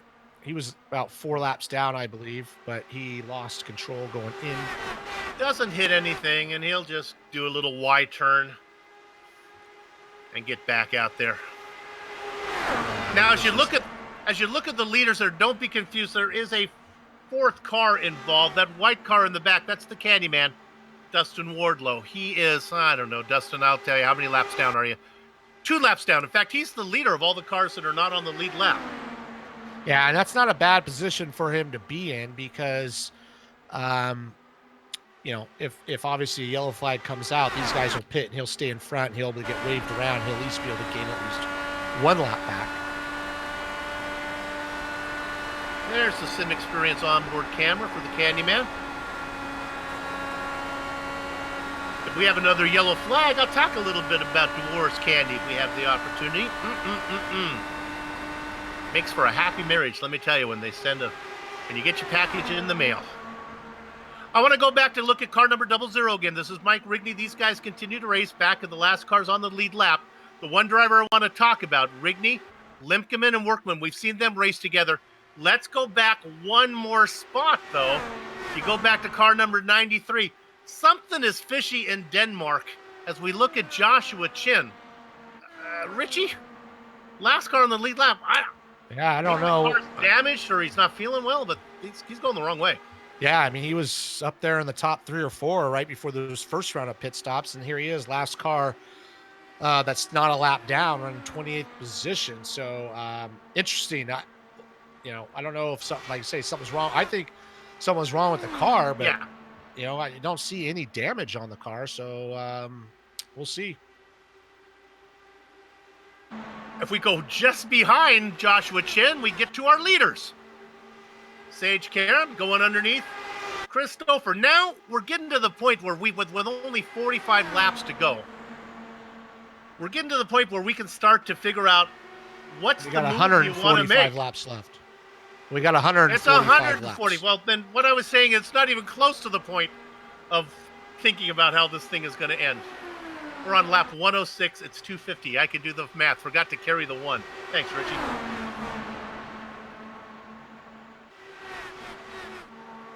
Yeah, the pace is pretty quick. So we're running 32.9s, going around, no yellow flags. So they're just ticking the laps off. Got some good battles out there. Definitely pit strategy is going to be important. As we can see, if you pit early or pit late, makes a difference on where you come out. Well, those 4 guys up front, I'm confident they're not going to crash. So we're going to let them swap positions, and I hate to be cavalier about what's going on, but let's assume they just continue to dance. Let's look at 5th. This one is a little more exciting. This is Tony Schowen now out in front. This is Kinsella. This is Goodman. These guys have not figured out who's going to be up front. For a while, it was George Anzaldo, but now he's back in 8th. the Watchman looking to go underneath him. It also includes Damon Martinez, Larkamp in this mix. Samuel Ryman hanging in there, having a good run. Yeah, it's basically positions 5th through 13th in the second group. They're about 7 seconds behind Joe Hassert. But they are racing hard, so they aren't messing around. Kinsella, Schoen, and Goodman kind of swapping positions. George Anzaldo in there. Mark Cohn, Martinez, Larkamp, Ryman doing a good job hanging in that front area of the race. Sometimes I'd like to think that the mid-pack racing is more exciting because these guys don't quite have it figured out like the guys up front do. Stouffer, Jasek, and Hassert, Karam, man, they know what's going on right now. They are really comfortable. Watching these guys who are struggling just a little bit makes the racing, I think, a little more exciting. It's kind of like watching a game of tic-tac-toe. You watch adults play it, it's pretty boring. You let 3-year-olds play tic-tac-toe, and you got something that's fun to watch because, oh no, go to the center square, you know? So that's why I kind of think mid-pack racing sometimes a little more exciting. Great racing going on right now. That car on the low side, that's the familiar color. That's Mark Cohn, was taking a peek at Damon Martinez. And we got Josh Chin coming in for a pit stop. Apparently he has some damage on the side of his car. That makes sense. So that's why he came, he was falling back. He might have come in and decided he was losing too much time and just hopefully get some repairs done. And he's going to lose a lap, but he's going to be on a different strategy. Yeah, so he had a long stop, so get those repairs done. He's got a long ways to go, so get some yellow flags. He'll be back up there. I got 2 pieces of good news for him. First of all, there's drop races, so he can wash this one away. And his biggest competition in the rookie standings, Juna Yesikan Kapati, is not here today. So I think the rookie championship's not going to make that much of a change. Good opportunity for some of these other guys to climb up a little bit in those. As I scroll down looking for our top rookie, I got to go a ways down. It's car number 17, Adam Frazier, in 18th position. Look at them in a nice string, nice line there. There's Frazier. He's got Jay Brand in front of him. Scotty Johnson behind him, racing in 18th. Good, though, for Adam Frazier. He qualified 34th, so up a lot of spots without the soup doing the math.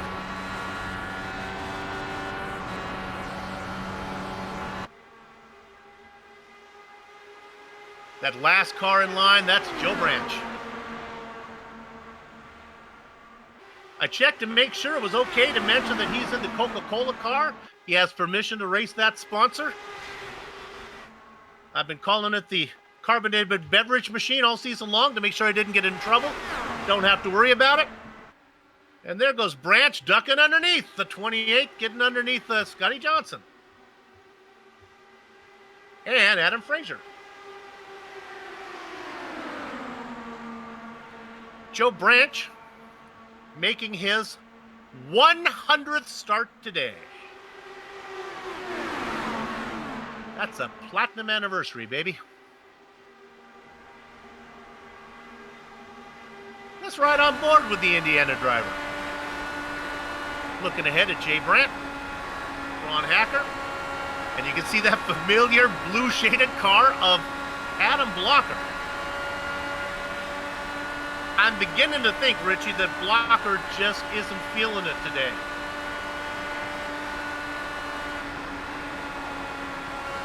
He's working around James Grahula.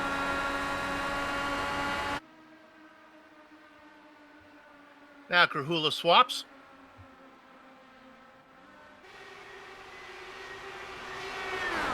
So what pit window are we looking at here? We're about 27 laps in. I'd say we go another 12. Good racing going on. Very clean racing. Don't want to jinx it. Check back up front and look at Chris Stouffer. Is he beginning to open it up some? Nah.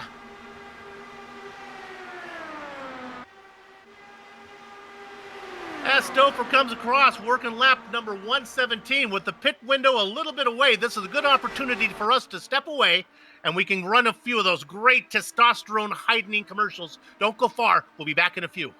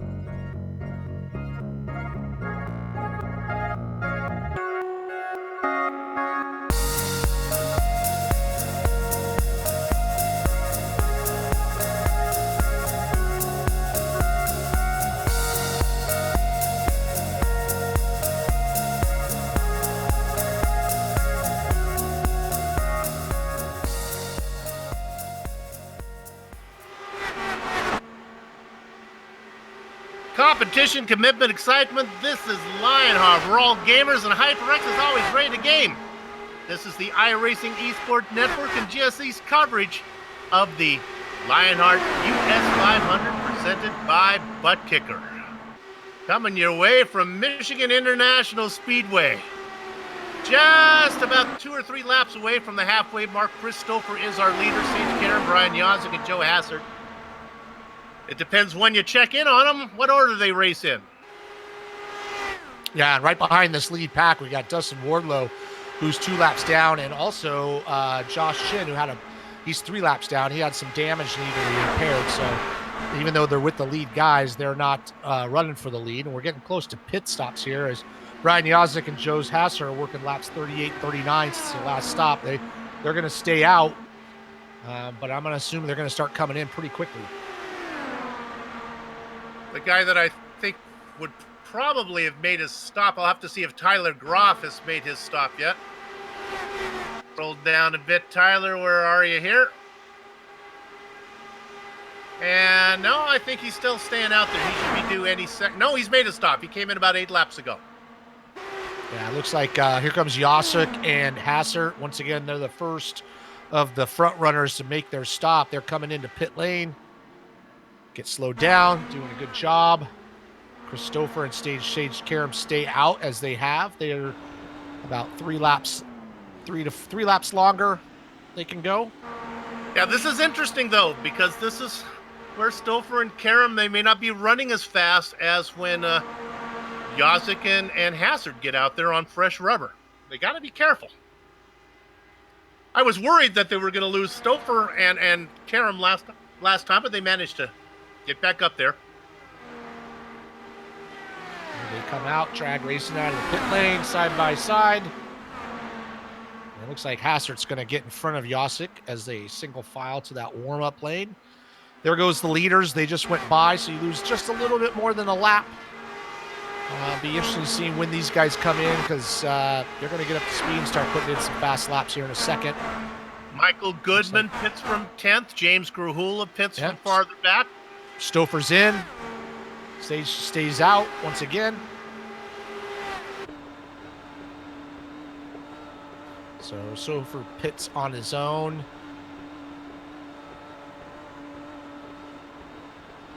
The leaders go by right now.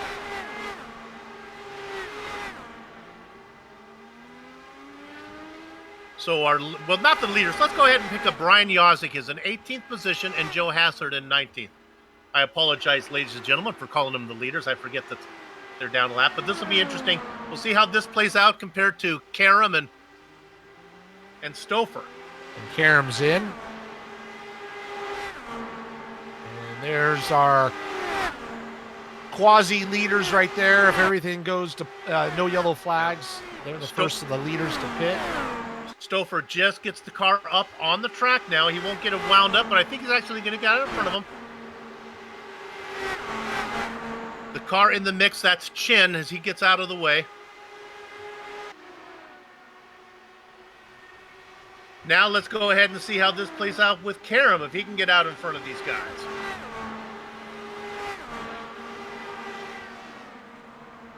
He's going to come out right with them, basically. Yep. As they're going by. You're going to see them in the shot right there. There they are. They're going to get by Sage, but he's going to be up to speed, so he's going to be able to stick back with this pack. They got Josh Chin hanging in the back, but he's got a long ways to go before he has to pit next. He's 2 laps down. He's only 1 lap down now. This is the part of the race that I always miss on TV, is they never cover how the pit stops play out. So our leader now is Tony Schowen. He needs to stop. Yeah, these were the guys, Schowen, Martinez, Ryman, Kinsella, Larkamp. These are the guys that are in that second group there, about 7 seconds back, but they're staying out, so they're hoping for a yellow. And Zaldo was in that group, but he pitted, so he's first car lap down at the moment. And it looks like Schowen and Martinez are slowing down to make that stop. Ryman stays out. Carey is now coming in. He was in that 3rd pack. I think George Anzaldo is leading. Has Anzaldo made his stop yet? Let me see. I think he's the leader of all the cars other than the front 4 that have been, yeah. You got your front 4 have stopped. So then Anzaldo racing in 13th position is having a great run. Yeah, he had a good pit stop, so he is the leader of whoever was in that second pack. Right. He's leading them because he pitted a little earlier.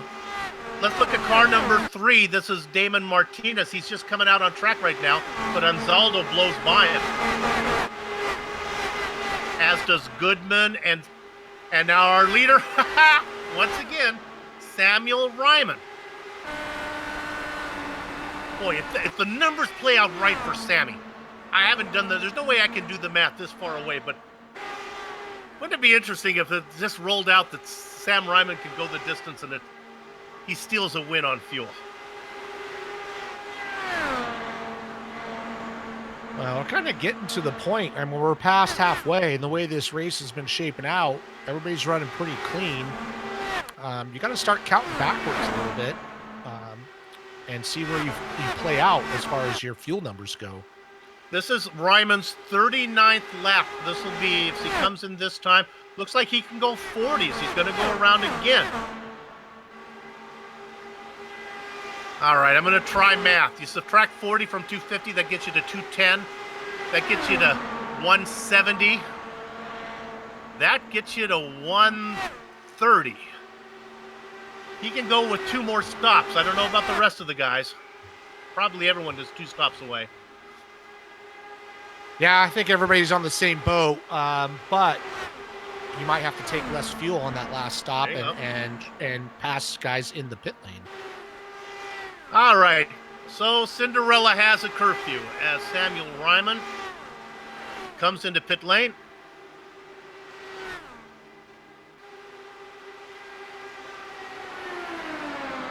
Right now we got Johnson. He has not. Oh, Johnson crashed in the pit lane. He did. He I just heard came him. in, I heard him Yep, he spin it. backed it into the wall, and he is out of the car. Yeah, he's out of the car. He backed it straight in when he tried to slow down. He was all the way up to second, right behind Ryman, so does not bring out a yellow. So I believe the window has closed, and that puts Christopher in the lead for now. Sage Karam right behind him. Hassard and Yazik. The fourth car up top, that's Bart Workman. Bart, they finally got to you, huh? You were racing with Rigney and Linkemann. You guys have all finally fell a lap down. Yeah, we're back to our original players in the group of four, Stouffer, Karam, Hassert, and Yasik. I would like to point out that Martinez is leading the second group at the moment, it looks like, and he's almost 9 seconds back. So they were only 7 seconds back earlier, so they lost a little bit of time on those pit stop exchanges. So we definitely have distinctive groups here, group of four, and then it looks like a group of five. And then Andrew Cassell is leading that third group, 11 seconds back from the leader. We played the Sesame Street game a little bit earlier. Let's stay with that theme. Can we look at car number 38, Director Racing in 22nd position? Haven't talked much about Brian. It's not easy being Greenlee. He is the last car on the lead lap, 24 seconds behind the leaders. Are they anywhere close? They're about a half a lap behind. So, Brian, you're doing all right. The car right in front of him, that is Brian Beard. He is a lap down. That's not for position. Next car up for Greenlee would be Justin Weaver, about 3.5 seconds up. Let's go ahead and look at that pack, Director. Car number 79, read by Brian Carey. This is for 18th. Brian Carey in here with Joe Branch, Jay Brandt, and the Moby Dickey's machine of Justin Weaver. Let's make group of four. And then they got Tyler Graff right up in front of them, not too far away, so they should be able to work up, maybe catch up to him. We got to get the series organizers to get in touch with Moby Dickey's. I would sure love them to be an official sponsor of one of these races so we can talk about it. Oh. Hello to everybody at Moby Dickey's. Justin Weaver in 21st position right now.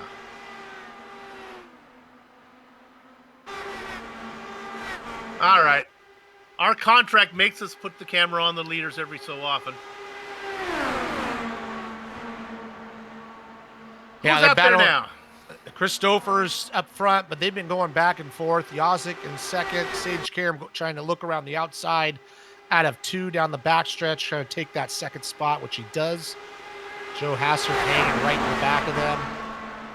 They got a couple of hanger-oners behind them.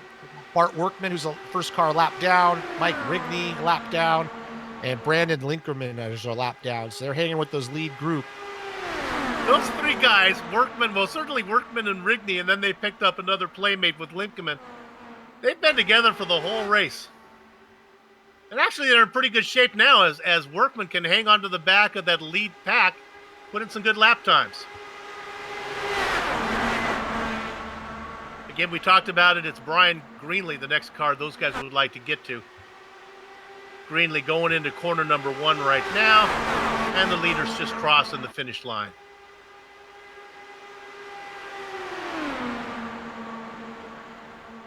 Brian Yazik going back around Sage Karam, take back that second spot. Christopher, he's got to be our lead lap leader. He's been up front, and anytime he gets past, he goes right back to the front. So he likes leading that group around. But here comes Brian Yazik. You can see right there, looking to the inside, he's going to take that short line around turn 3 and 4. Christopher's got the momentum, though, on the outside. He's going to be able to hang out and take that, not give that lead up. And you can see on those Dougie Beard long angle shots that the next pack is nowhere to be found. They are 8.5 seconds back. You can see it on the tower, led by Tony Showen.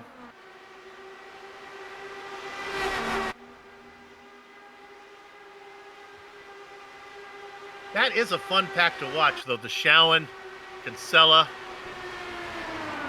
Again, tic-tac-toes from toddlers back there as they are swapping positions.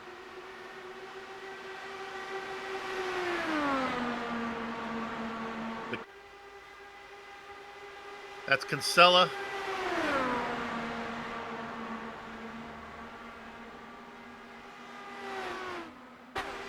Up front, side by side. Stouffer up top. Yazik down below.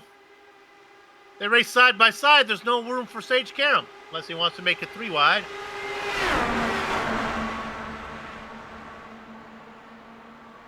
Rigney, Limpkeman.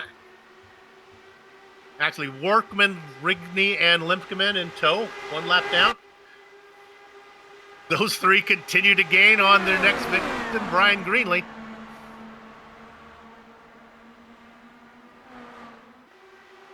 Oh, Brian, they are coming as you race in 22nd position all by yourself.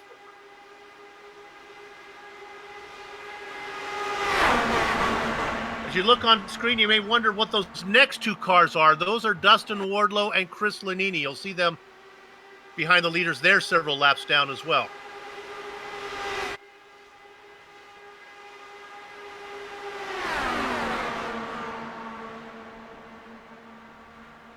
Let's drop back and look at 5th position.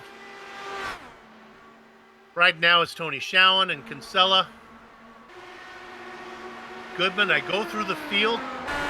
The driver who's missing, conspicuous by his absence, is Adam Blocker. Just nowhere to be seen. Oh, look at this run. There goes HyperX underneath Shawan. Yeah, Adam Blocker's in that 3rd group there. He started 29th, made his way up to 14th, but he's kind of stuck, and he can't bridge that gap. He needs a yellow flag to be able to get up there. So far, his strategy is not really working out for him, but we still have a long ways to go. The guy, this in comparison, Samuel Ryman is working his 12th lap on this stint. That's 8 laps better than what Stouffer and the guys up front have done.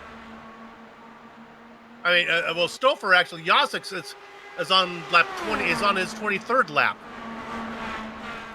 So I don't know if the math is going to play out for Ryman, but it is interesting. You don't want to forget about him back there.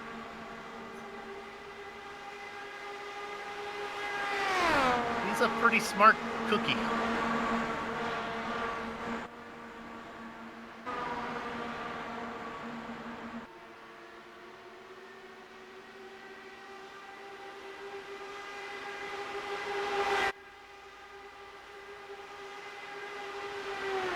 Working lap number, what are we working here? 148.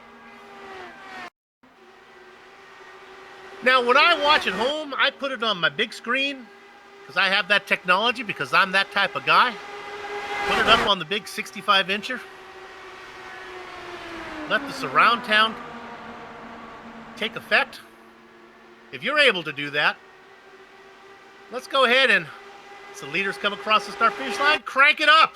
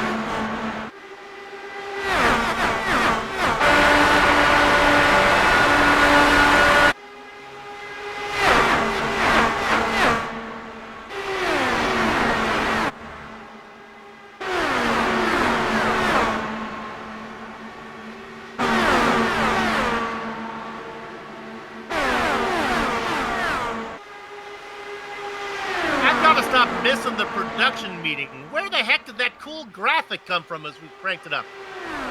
Soup approves.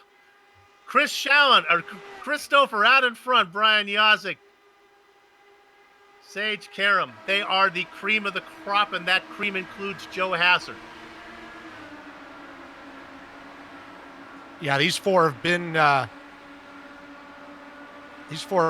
together basically the whole race, except for the first probably 10 laps. So they've got quite a gap. They got about 6-second gap to the second group, which starts with Tony Shalin and Andrew Kinsella. Now they have closed some of that gap up. It was at 8 seconds at some point. So they've closed up a little bit of time, but they still have a little bit of space to go before they can run with these guys. Yeah, let's go and look at car number 31, Tony Shalin, right now, because this is interesting. He has what I like to call stepping stones here. He's got Chris Lanini that he can draft on and Dustin Wardlow. I think when I noticed it, if I can check my clipboard here and read my chicken scratches, I think I had marked that down as like 8 seconds at one time. So I think Shalin, they're beginning to close on those guys. These are fixed setups, so I mean, it's not like they can do a heck of a lot to. They can't take any downforce out of the car.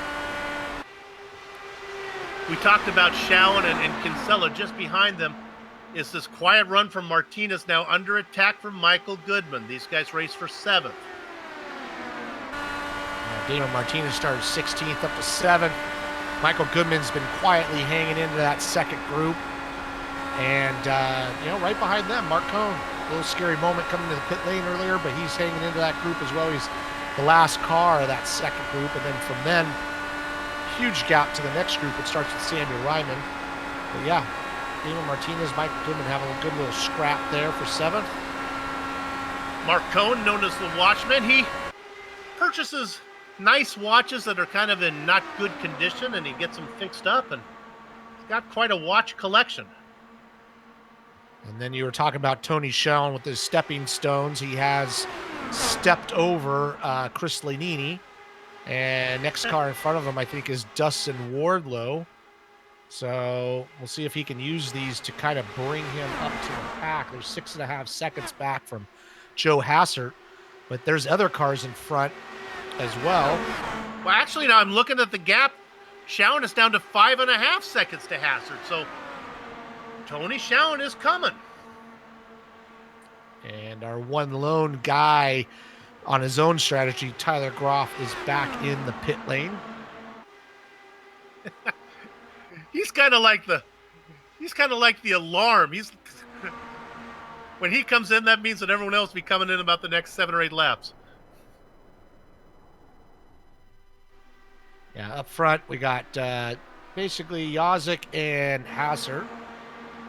Yazik working 34 laps, so I'm going to say about 6 more laps, and we'll see these guys pit for the 5th time. Let's look at car number 38. It finally happened. That is Brian Greenlee. They got to you. Stouffer goes by. And so that's really would be nothing wrong with that for Greenlee, except that it brought along Bart Workman and Mike Rigney and Brandon Lipkeman. So all of a sudden, those 3 guys that are a lap down that have been racing together, well, they got a 4th playmate now. And if we're going to go back to Tony Shalin, another stepping stone is being stepped on as he goes around Dustin Wardlow. So he's making his way up there. He's still 6.5 seconds back, but he does have some people to help drag him along. He's got Andrew Kinsella in tow with him, and there you go. There's that pack right there as they go around Dustin Wardlow. About 6 cars in that pack. Yeah, what's interesting is the gap. The gap to the leader stays about the same. The gap to Hassard in 4th stretches and shrinks depending on whether Joe Hassard, how racy he feels.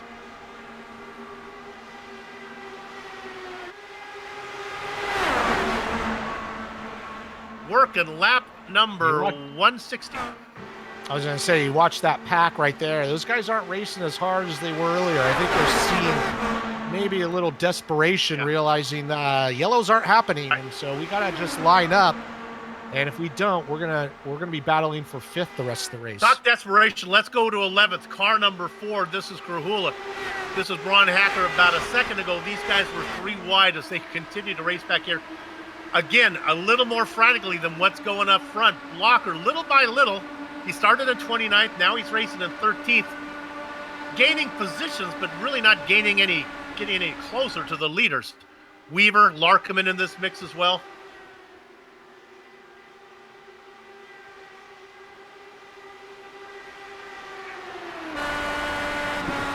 There's some weaving back and forth back there.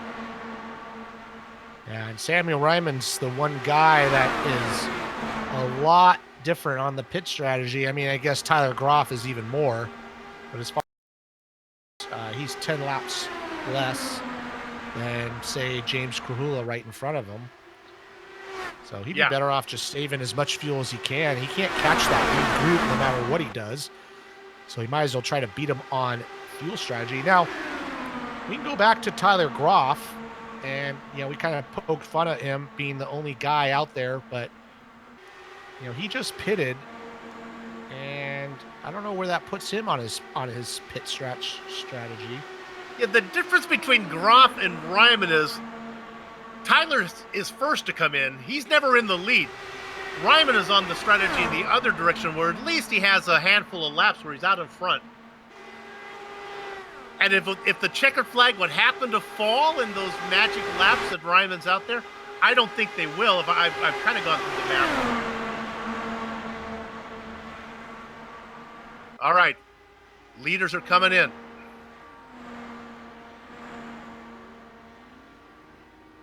Hassard is in. And I would imagine Yazik also came in with him. Yeah, Yazik already came in, so he's coming back around. Stouffer's coming in the next lap. There goes Yazik around Hassard. Hassard cycles out in 18th position. He's got about a second on Yazik. Yazik should be able to catch him. Yeah, Yazik's up to speed, so he should be able to catch him. So Karam has stayed out.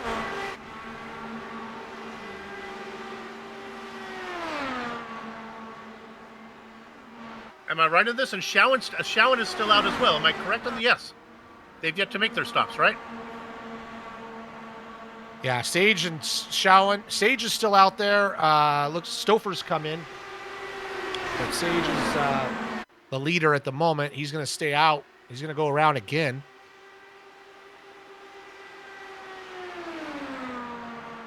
Stouffer in 14th position is the car that's leading all the cars who've made this round of pit stops. And he made it on lap 163.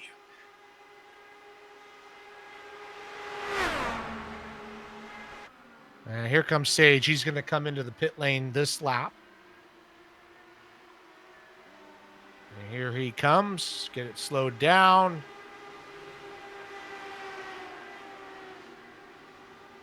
So these guys are working their 5th round of pit stops.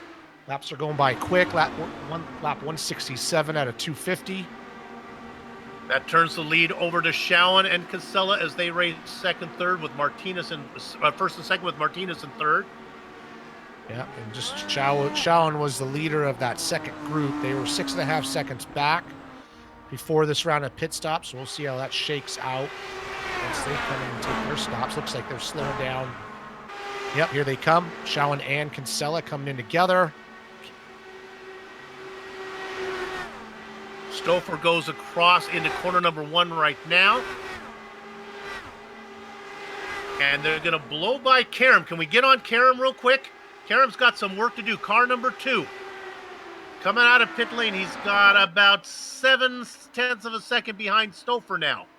I think he's going to be okay. As they come across the line. Boom, boom, boom, boom.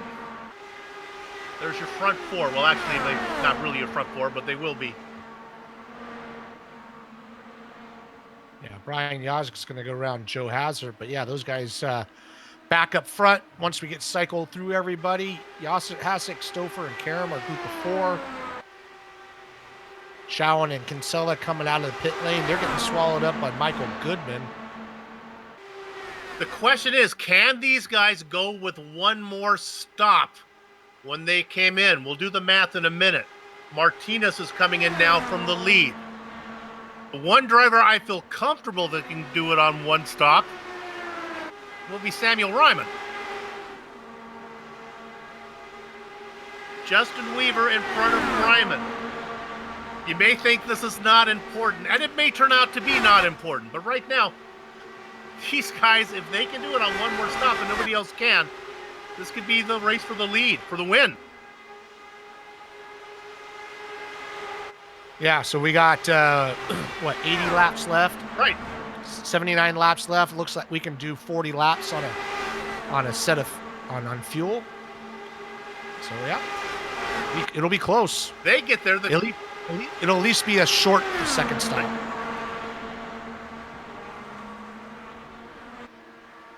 Yeah, I'm comfortable that Ryman can get there. The other guys who came in early, Yazik and Hazard, we'll see. Yazik's been out there for 9 laps right now. As Sam comes in. Sam's pitting earlier than he normally would pit, because that would leave Justin Weaver out there on his own. So he's going to hang out another lap as Adam Blocker goes around him. So Justin Weaver, Jay Brandt is working lap 40. He has not pitted yet.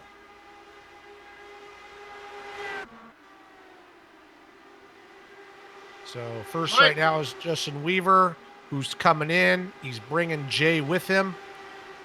So they are now the 2 guys that have gone the longest on this last round. My calculations is Hazard's going to have to go 83 laps on basically 2 stints. So I think that's probably okay. Yeah, 41 and 42. Happen. Yeah.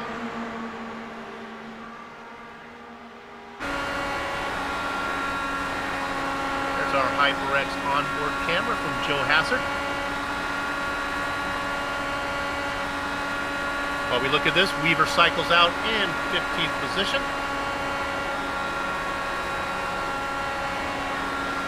So once again, that group of 4 is Yazik, Hassert, Stouffer, Karam. And they got one guy tagging along. Brian Carey is the first car lead a lap down. Little by little, the cars on the lead lap, the numbers dwindle a bit. Let's go ahead and look at the car in 20th position, car number 79. He's 5th in line there that you see, right behind Sage Karam right now. And that is Brian Carey. Racing at 20th, he's the last car, or the first car 1 lap down. He's got about 3 seconds on Brian Greenland. The good news for Carey is he's on the back of this lead train, and he should be able to pull away from Greenland.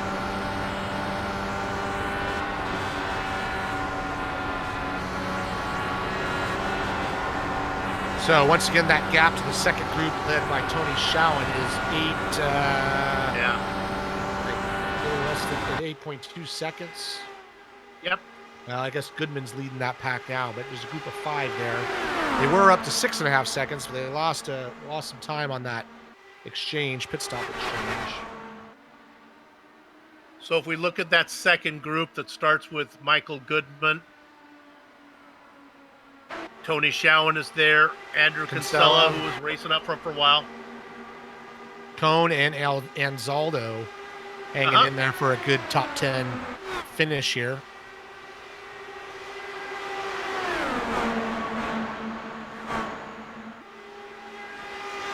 This has been interesting, and then you expect Blocker to make his way through, but he really hasn't been able to do it. Well, he's gotten about as high up as he can get. I mean, he's in that next group, but they're 12 seconds back from the leader and 3 seconds back from the second group. So, unfortunately, that's just the position that he's stuck in right now. I mean, he could be the leader of this group, but that's only going to be as good as 10th place. Let's go ahead and look at that group. Starts with car number 4. Well, it was car number 4 of James Krahula. It's now Damon Martinez gets around him. You see Krahula in the fluorescent yellow machine. Ron Hacker right behind them. Then you got a lap car of Tyler Groff. And then the blue machine of Blocker. You said it. Richie's making his way up. We're talking about two-time champion and defending champion Adam Blocker, but right now the best he can get is 10th. And as far as rookie of the year standings go, I think Adam Frazier's our highest rookie runner. He's in that group we just talked about, right behind Adam Blocker, Adam Frazier. And they got Stefan Larkamp in that group as well. Oh no, he's 4 seconds back leading another group. That's great. Adam Frazier sitting 5th in the rookie standings. A lot of rookies are not here today. I don't think is Richard Holiday not here? I don't think I've seen him in the grid. Holiday, Concapati, Chin's having his problems. Is Lewis here? Nathan Lewis, he got caught out in that early incident, I believe. Yeah. Got it. So he's had a rough day. Sandman's not here. Ganji got caught up in that big wreck. So, yeah, Frazier looking to make a jump in the standings here if he stays where he's at.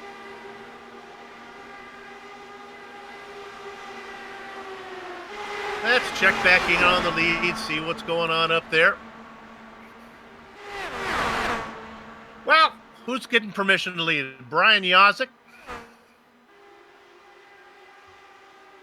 Hassert, Stouffer. Richie, if I had to pick one, I couldn't. I have no idea which one of those 4 is stronger. Well, they're all strong, and I would say Karam and Yazik are probably the more aggressive ones. But, you know, if I had to pick one of these 4, the way the race is going, I'd probably put it on Stouffer. He's been more up front, I think, than the rest of them, but that doesn't mean much.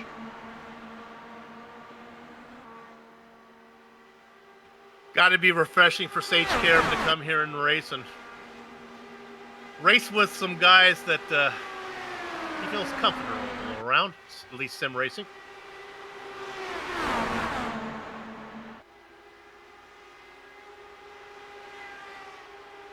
Out there racing in car number 2. You know, there are 3 retired car numbers here in the, well, not really 3, there are 2. You may not race the 77. They reserved that for the memory of Dan Weldon. And car number 81 is reserved for Patrick Taylor, who sadly passed away. He was a Lionheart regular, had a lot to do with the league. And car number 1 is reserved for the champion. That's Adam Blocker right now. That's that one. Richie, a little trivia for you. In all of your Lionheart IndyCar career, which entails kart and the IRL, do you know the number that you race the most often? 10. Ding, ding, ding. Nice job, Richie Hearn. I wasn't sure you were going to get that. I happened to look up onto my wall and have a picture of that car. What's your favorite beer? It's got to be the Budweiser. There you go. Yeah. Based on that. Yeah. So, yeah, I raced number 21. I raced number 10. I obviously raced number 4 for Food for Less. And I raced 99. I raced 77. I raced. Do you have a number that's what? 70 is my number. 70 is your number? Okay. When I raced go-karts, that was the number I always raced. But when I was in IndyCar, I didn't really care, honestly. I wanted the lowest number because that way when you look at the program, your name's right at the top. That's good. I like the way the number 10 looked on that car, so that came out good. Yeah, Budweiser car was pretty. Working lap number 187 here as things begin to settle down. We're waiting for that final round of pit stops. Folks, I wasn't sure as we ride on board with Joe Hazard. I wasn't sure Richie was going to get that one. If you know Richie Hearn, he's one of the most humble drivers. He, aw shucks type guy. And honestly, can't remember what we had for lunch yesterday as far as the director and I like to talk to Richie about old stuff. I don't know what happened. Too many concussions. Yeah. I think Richie is proudest of at one time owning the highest G-force collision of all time. Wasn't that right, Richie? Something like that? Yeah, it was a good one. I mean, Yeah. they survive it. You gotta be proud of it. All right, lap 188 at 250. We're kind of getting down to that point where we can start working those numbers backwards. We worked out a little bit, but Yazik, Hazard, Stover, and Karam all working lap. Yazik and Hazard 26 and 25 since their last stop. Karam stayed out a little longer, so he's only done 21 laps. Soup thinks everyone can do it on one more stop. We are a little iffy with Yazik and Hazard.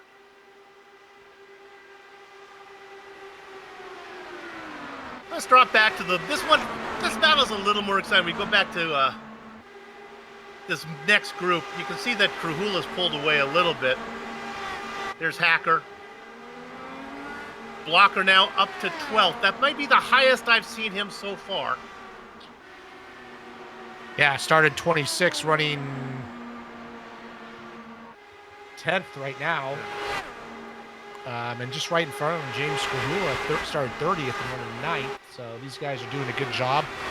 They are in that second group, or they're in the leader of the third group. They're only about 2 seconds away from that second group, and that would be Mark Cohn. Is that Tyler Groff coming in? Yeah, it's time for him to make that stop. Not quite sure what's going on there. That means that the rest of the guys will be coming in about 10.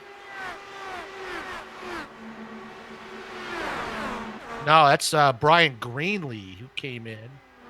Sorry. Greenlee's coming in, so Tyler Groff is still out there. I just saw the car flash by in the pit lane right there, so I know it's getting close to that point for Tyler. You go up front now, they picked up another coat-tailer there. That's Brian Carey, the sixth car in line. He's in 19th position, the first car 1 lap down. As these front four, they're just kind of lapping cars the way that you're supposed to. They're just going around and lapping them.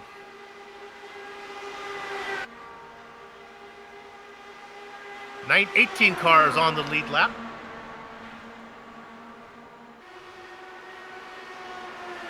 Yeah, Brian Carey's first car lapped down 19. He just pitted though, but he's right on the back of these guys, so he will cycle around back to being on the lead lap once everybody else pits.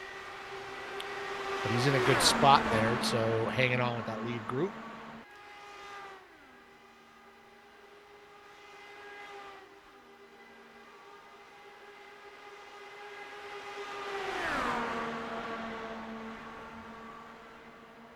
If you are short of entertainment this weekend, GSRC bringing you 17 hours of sim racing over Saturday and Sunday. That's a lot of hours. Our director had a national TV broadcast this morning, snuck in to do this one.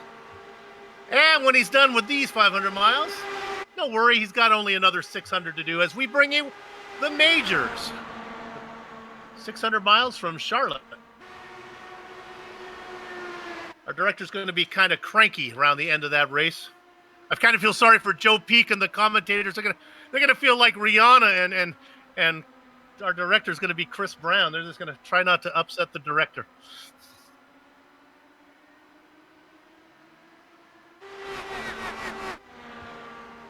Working lap number 195. All right, let's get to the magic number here. You got to go 250 laps. Let's say you can go 42. So that means you got to get to lap 208. Yeah, 208. That's 12 laps from now.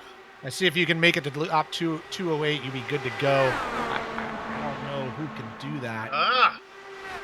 That's 10 laps from I don't now. know. That's Well, Adam Blocker, Adam Frazier. It's going to be close for some of these guys. There's going to be some that can and some that can't.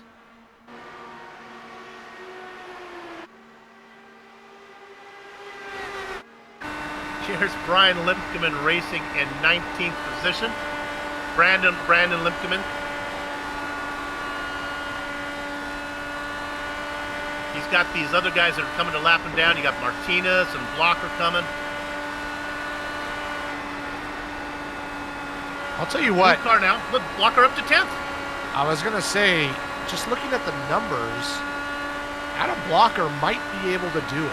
He might be able, him and Frazier might be able to make it to lap 208 if they save enough fuel and do it on one stop. And if we go green the whole way, who knows what could happen. Yeah. The yellow car of Krujula goes around Blocker, but that's not the position. Yazik's coming in. Hazard's staying out, but Yazik's coming in on his own. Okay, The this is leaders not. are starting to pit. They're not going to get there. They are not going to get there, no. But I'm looking at pit stop window numbers from the last stop, and I don't know. We'll see where Adam Blocker comes in. That might be his only chance, is to just stretch it out. It gets down to Sammy Ryman, but the problem with Ryman is racing in 14th. He's got to be careful that his pace doesn't get him. He has to make sure he stays on the lead lap.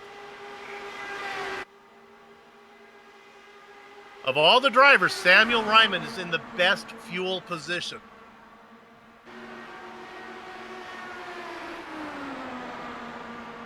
And he actually came in a little bit earlier than I thought he would his last stop, which led me to believe he had the numbers figured that he was good to go on one more stop.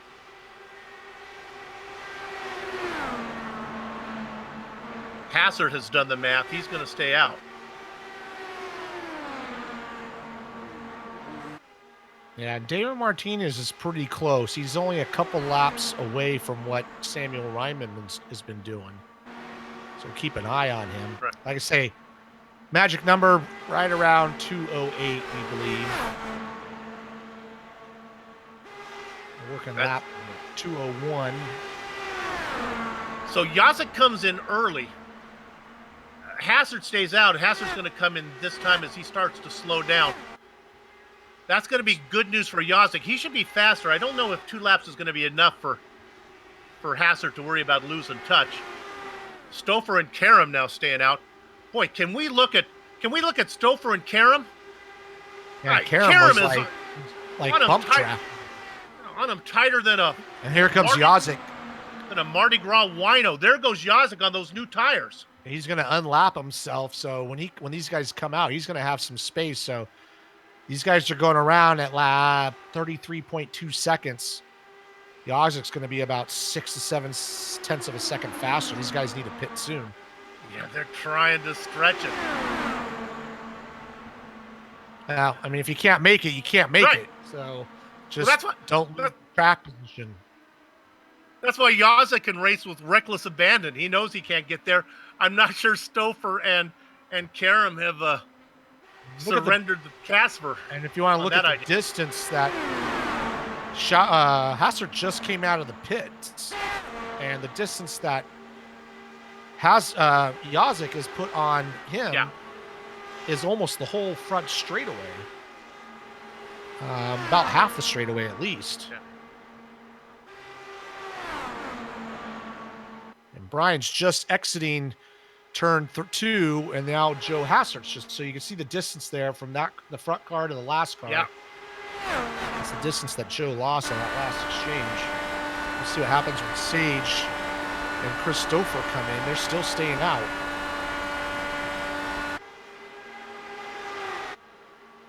Stouffer now happy to sit behind Yazik. Save a little petrol. 46 to go. Fixed setups. There's no knobs to dial. There's no boost to lower. All your fuel saving is done either with your right foot or putting yourself behind another car and being in the draft.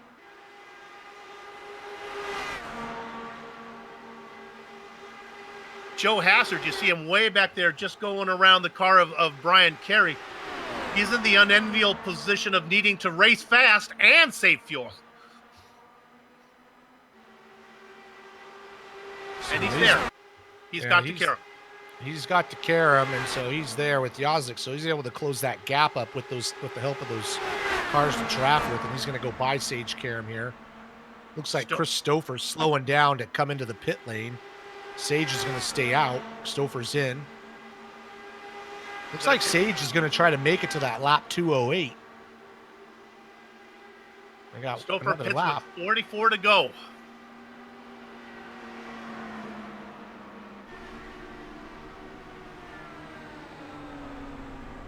There goes Hassard around Yazik. That's for 12th position. What we think will be the lead in a minute. Karam is your leader. He's staying out again. Yeah, Karam's staying out. He's working lap 40. So like we said, we think he can go 42. So that's going to give him 2 more laps. So he's going to be in that window. Adam Blocker's up to 4th now. He's staying out too. So he's going to be close to making it on 1 lap or 1 stop. If Karam pits this time, means he went 41. And he'll have 42 to go on his next stint. If he stays out, I think it's comfortable. It looks like he is. Yeah, well, Adam Blocker's already done 42 laps, so we know it can be done. And he's coming in this lap. Karam's staying out, so Adam's coming in, so you know you can do 42 at least.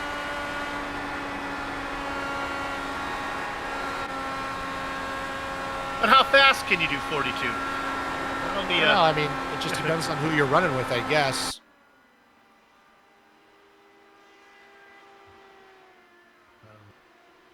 Like Karam's going to come in this lap as well. So we're in that window that at least him and Blocker can make it. Yeah, Stouffer is way back. Stouffer just going across the start-finish line now. Stouffer's lost total touch with the front guys. I want to mention we missed something with Damon Martinez. He is out of the car, missing the front wing. So something happened on track. I'm trying to find it. We're hearing from our director. Maybe he got into it with George Anzaldo a bit. Karam out of pit lane now. Yeah, it looks like George got into the back of Damon and kind of pitched him into the wall. Okay, Karam comes out. The 2 leaders blow by him, but that's probably not a worry to Sage. The guy to worry about would be Stouffer.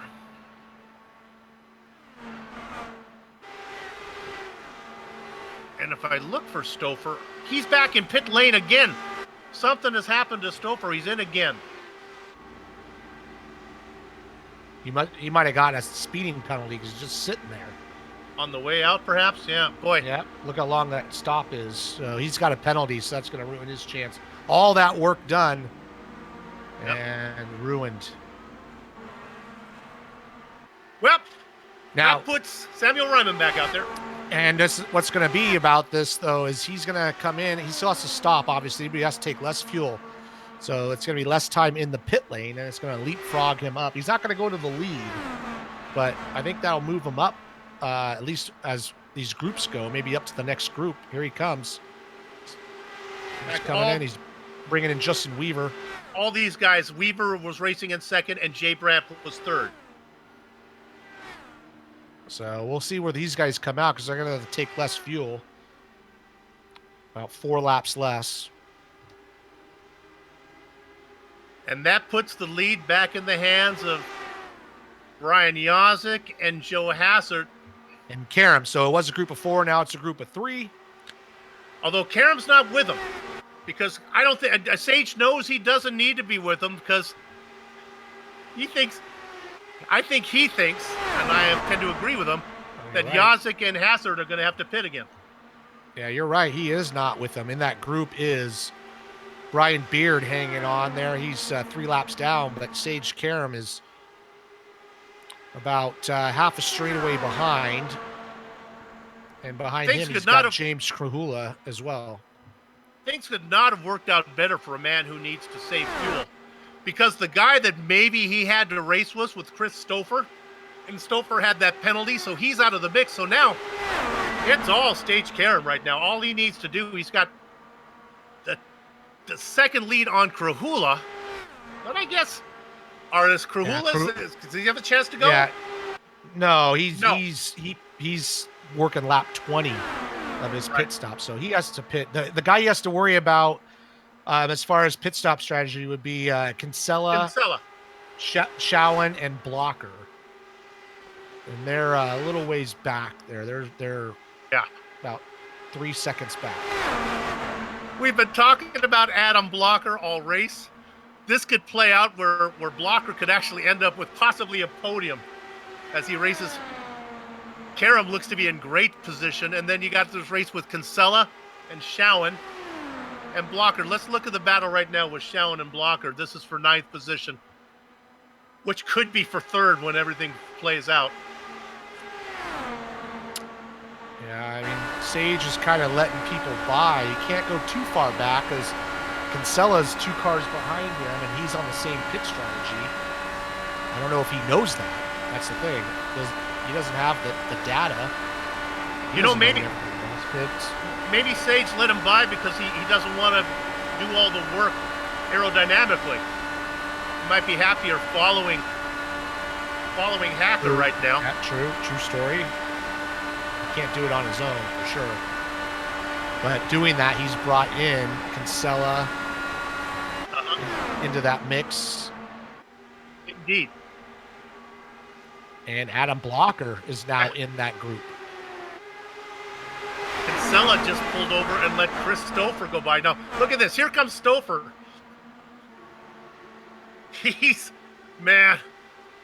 That speeding penalty, that's got to warm your gazpacho, because he's just right now upset. He's Got upset. a chance for the win. But here comes Kinsella going to the inside of Sage Karam. He's going to tag on to the back. They're going to go 3 wide. Ooh! Sage Karam just cut off Andrew Kinsella to try to get behind Stouffer. Look at this, though. That's the driver that has pace that Karam wanted to get behind. Now he's got a driver that he can tow behind, save fuel, and is also racing fast. Kinsella has got to be able to get behind those guys. He can't let Karam get away. There is Kinsella going underneath the car of Krahula. We don't think Krahula can get there. We think Kinsella can. So now the battle is between Karam racing in 3rd and Kinsella in 4th.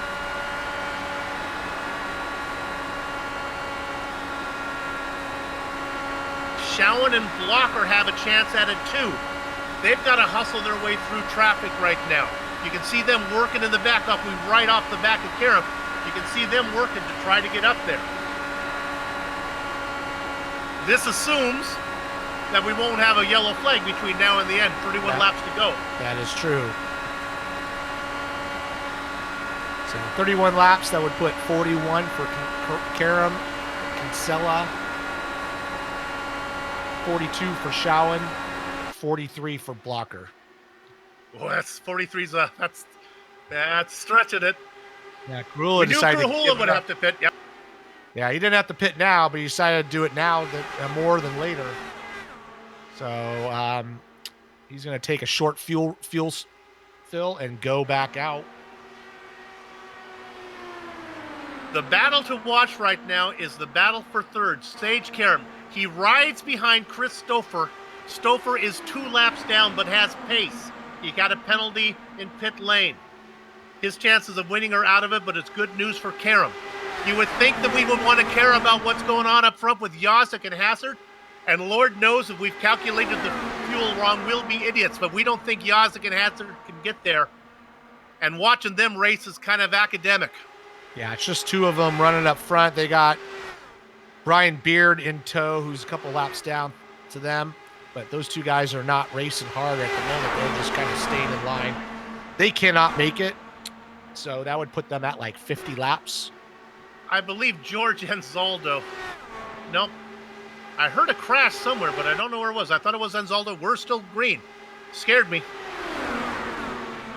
When I commentate, I turned the microphones up really high to see if I can listen to something, and my earphones said something was up.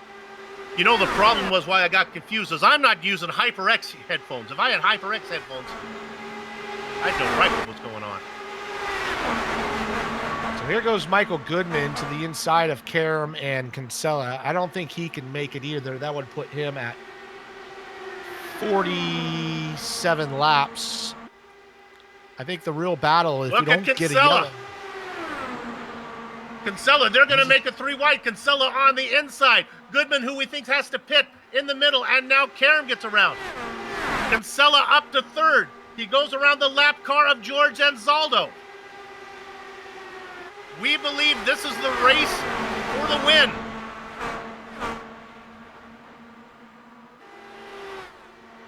And you can see that James Krahula, after his pit stop, cycled right back to where he was. So we obviously know he's good to go. He has good tires, less fuel, and but he's lapped down to these guys. One more time, we'll walk you through the drivers we think can get there. Kinsella, Karam, Showen, Blocker. How about the rookie Adam Frazier? We think that he probably can get there.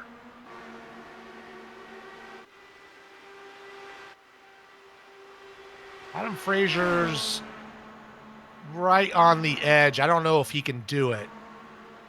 He's sitting behind Larkamp right now, just pretty close. Saving fuel, yeah. Something that we can watch when we get to the final lap. As the leaders come across, we'll jump back and see if Frazier can coast it around. Apologies to the friends and families and fan clubs of Brian Yozik and Joe Hassard, 2 former winners. They race 1-2 in dire need of a yellow flag. The question is, if a yellow comes out, do they then have enough to get there? Or do they still need to pit? Yeah, I think if a yellow comes out, I think you'll see everybody pit and just take tires and sprint it out. That's what I'm going to think. But good point. I want to see it go green. I want to see if our GSRC math is finally correct for once. I've been wrong before. I'll tell you right now, if Yozik and Hassard get to the end, they may have to send me back to commentating school because we would have blown it. But if they get to the end, I'm never doing it again. I'm never talking about fuel again.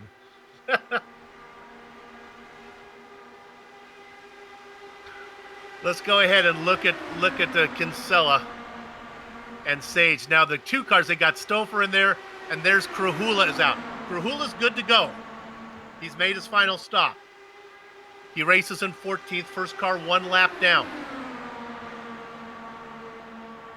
Yeah, if Brian Yozik can make it, he'd have to go 51 laps. Yeah, that's a bit.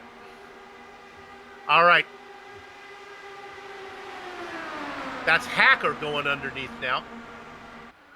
Karam says, okay, there's cars to draft with. I can get underneath Kinsella. No reason to follow Kinsella if I got guys I can tow on. In the Wix machine. Now Kinsella goes underneath. The white car, number 13, that is Stouffer. He is fast with 2 laps down. That is a battle for position ahead with Hacker going underneath the fluorescent yellow car of Krahula. Yozik is in. Yeah, he's decided he's going to pit in lap 30 and at least give himself a chance to get back up to the front instead of waiting to the last minute. He realized he's not going to be able to make it. Joe Hassard's going to hang out. I think if I was Joe, I guess I would just run it till it's dry and maybe get a yellow. I don't think you can really fix it at this point because Yazik's going to come out and he's going to be a lap down no matter what. We got to go back to Kinsella right now because I am worried. Oh, bouncing it off the wall and almost getting in Kinsella was the car on the top side. That was Chris Stouffer. They avoid disaster. Kinsella was sandwiched with Stouffer to the top and Tyler Graff to the bottom. He's stuck in the middle. Everything works out. Now a great run from Karen. This is a battle for what is going to be now second position as Jasek falls behind these guys. Only Joe Hassard sits between them and the lead. Hassard will have to pit. Stouffer keeps the car going. Packer is in the mix up there with Krahula as well. Andrew Kinsella squeezing up on the outside. You can tell these guys, I think, realize that this is the battle for the lead right here, because they're not just cruising around. They're fighting for it tooth and nail. Right behind them, though, is not too far, is Tony Schowen, Adam Blocker. They're coming. They can make it. They are coming. Schowen only 0.4 of a second back. Blocker right behind him. Blocker has been sleeping the whole race. Look at the run that car number 31, Schowen, is getting. He's coming. They don't quite have the fuel advantage of the two cars in front, but it's close. Now they're about 1 to 2 laps difference, but we saw Adam Blocker go 42 laps earlier, so we know it can be done. I just don't know how hard you can push, especially if you're leading the group. You got to figure that Schowen and Blocker had to use up a little bit of what they had in the tank to get caught up. But what good is the fuel if you finish in third? These guys are racing for the win. So Brian Jasek has gotten around Joe Hassard, so he's back on the lead lap. He's 13th right now. First car a lap down, or not the last car, not a lap down, but his track position is all wrong as he is basically 3/4 of a lap behind. Yeah. He can race like a bat out of heck, but it's not going to matter. There's just not enough time for him to get up there. Hassard goes around again. Hassard dreaming, praying for some type of yellow to come out. His only hope of winning. Karam, meanwhile, leading Kinsella, staying right behind Chris Stouffer still, using him as a pick for the draft for save some fuel, but right behind them, it's now a group of 4 for second place. It's Kinsella, Stouffer, Karam, and Blocker. Right, the 3 cars in front do not matter if you're watching on that overhead shot. The gray car is Hacker, the fluorescent car is Krahula, and Stouffer. It all starts with the car of Karam. 14 to go, and these laps are going to click off fast. Karam already has a win this season. Kinsella does not. Adam Blocker in 5th does.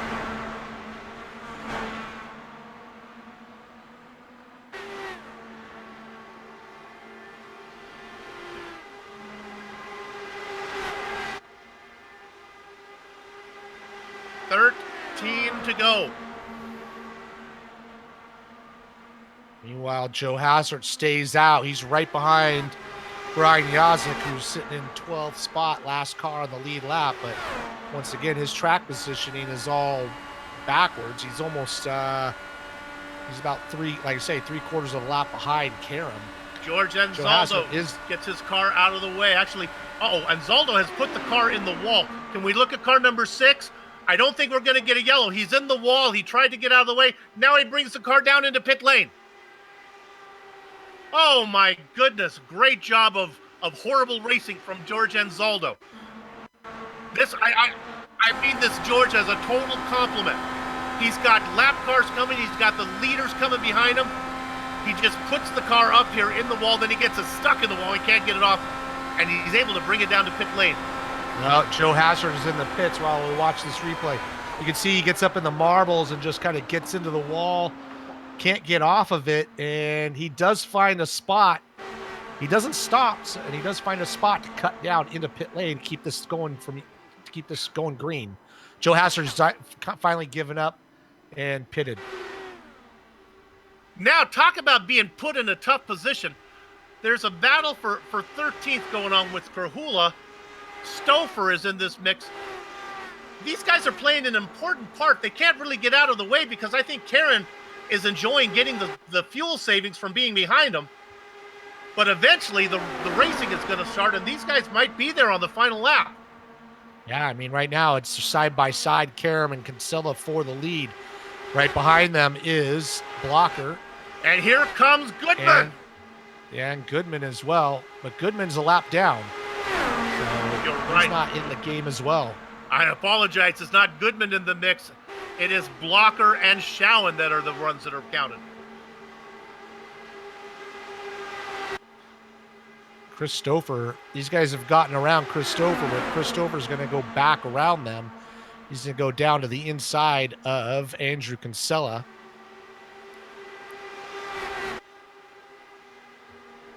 The car you want to pay attention to is the fourth one in line on the top side. I'm going to call it teal. It's kind of a gray, tealy, metallic teal of Andrew Kinsella. Car number 41. Karam behind him, and now Blocker is up to third. Now, if we want to get crazy here, we got some teammates in this group. We got Christopher is teammates with Tony Schowen. So I don't know if he can do anything to help him. He could just kind of run a blocker and just kind of be in the way.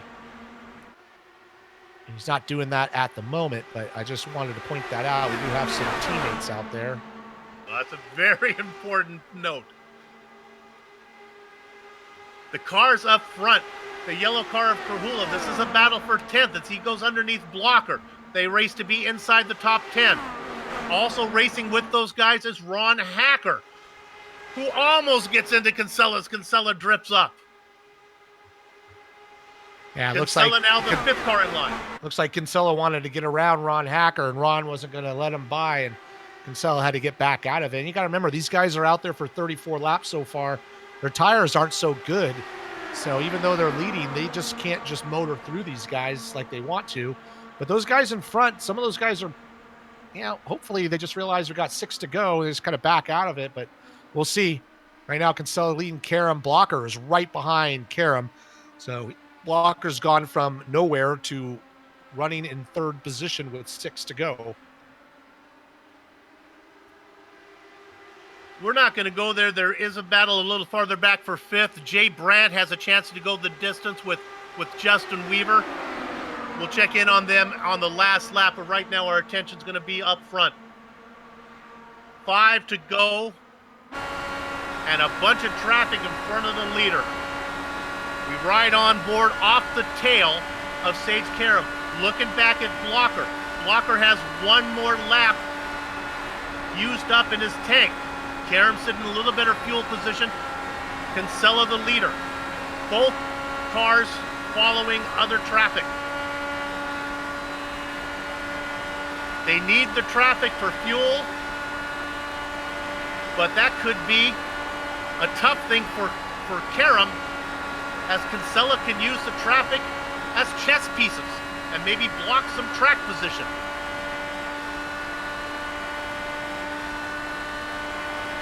Goodman now goes underneath the 2 cars that are in front of him. Goodman moves up into 10th around Krahula.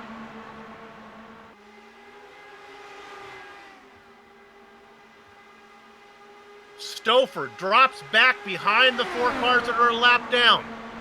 3 to go. Andrew Kinsella with a 4-car length lead on Sage Karam. Blocker now looking to get around Karam for second. I think Blocker's going to wait till the very last minute to make that move. There's no reason for him to pass him now. Andrew Kinsella looking for the draft on the straightaway, but in the corners you can tell he's trying to find any kind of clear space on that front wing, as I know his front tires are probably giving up a little bit as they're working lap 41 for Adam Blocker, lap 39 for Andrew Kinsella and Karam. So he's looking for some clear track. We're coming down to the wire. I don't know how much these guys got. 2 to go. Here comes Blocker. Stouffer has fallen off. It's a 3-car battle now. Stouffer is out of the mix. Blocker going underneath Sage Karam. Puts his left sides down on the yellow line. Karam with momentum out. The flagman pulls out the white flag. He waves it. Kinsella goes underneath them. Karam with a great run. They're going to be side by side down into corner number 1. They got clear track ahead of them. Kinsella seems to be a little bit off the pace.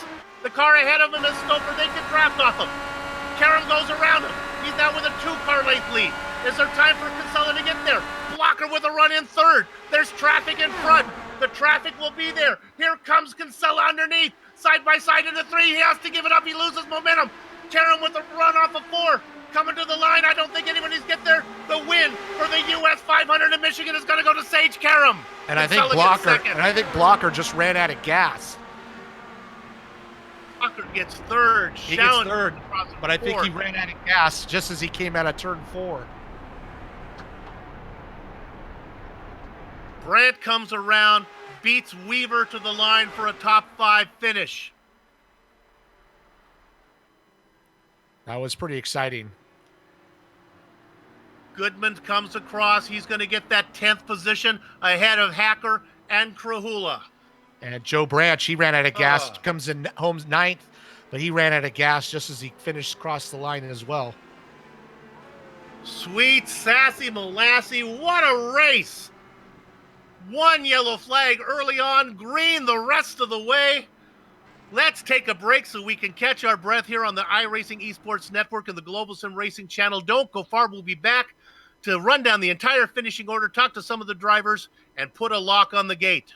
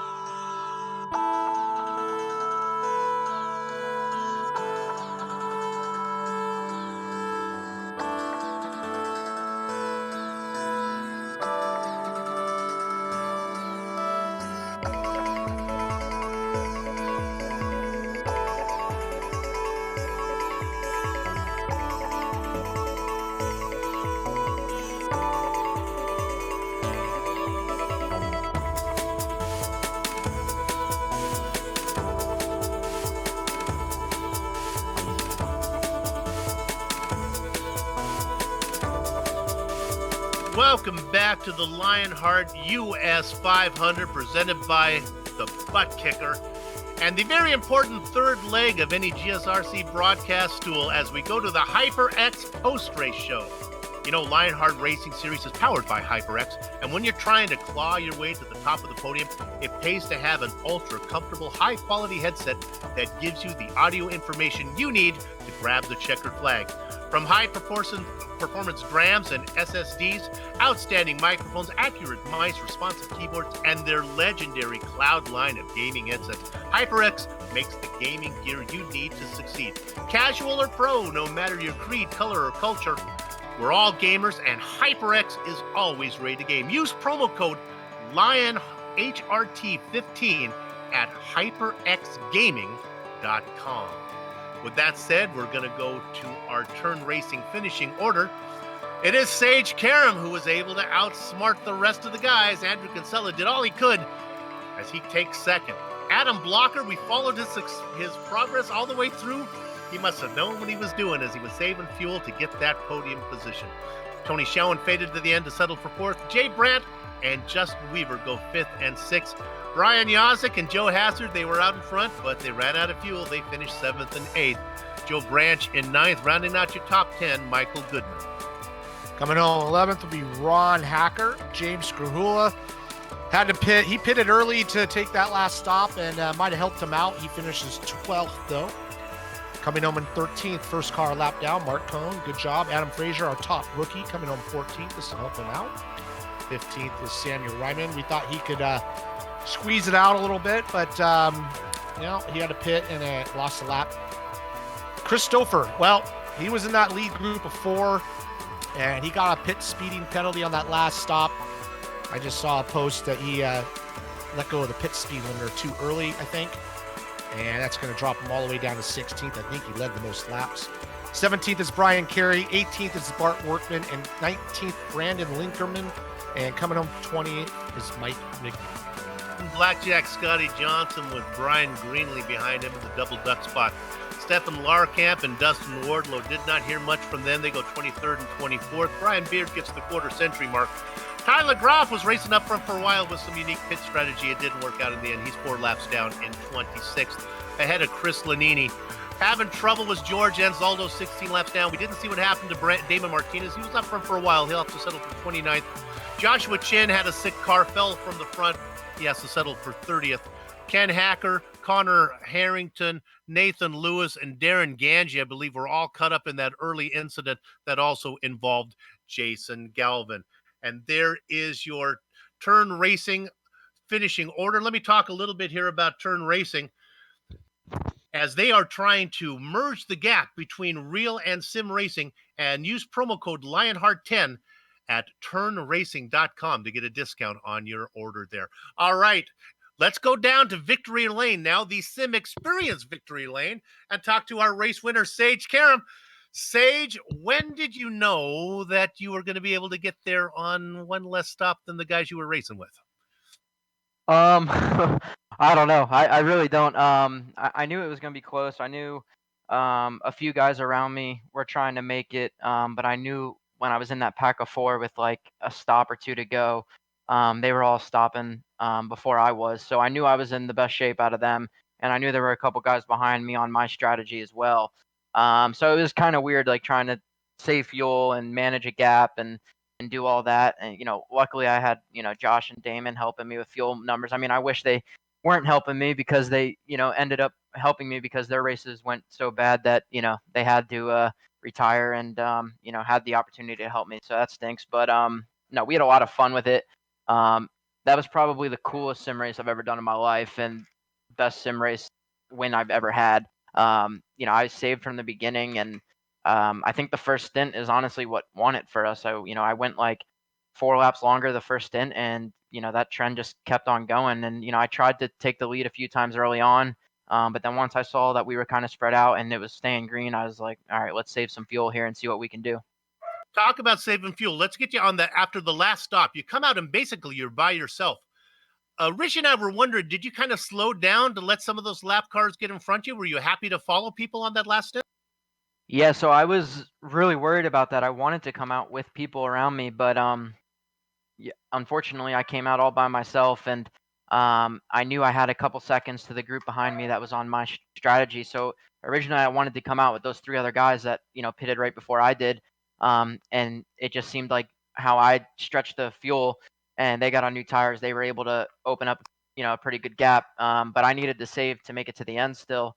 So yeah, there were a few cars behind me that I knew, weren't going to make it or pitted again and, weren't on the lead lap and I had to lift. I gave up like 3 seconds, in like 2 laps just to let those guys by and just get behind them. And then the whole last of the stint was so cool because it was, me, Kinsella, and Blocker, um, and then we had other guys in the mix that were trying to get their laps back and everything. But I think everybody knew who we were racing. Like I knew I was racing Kinsella and Blocker.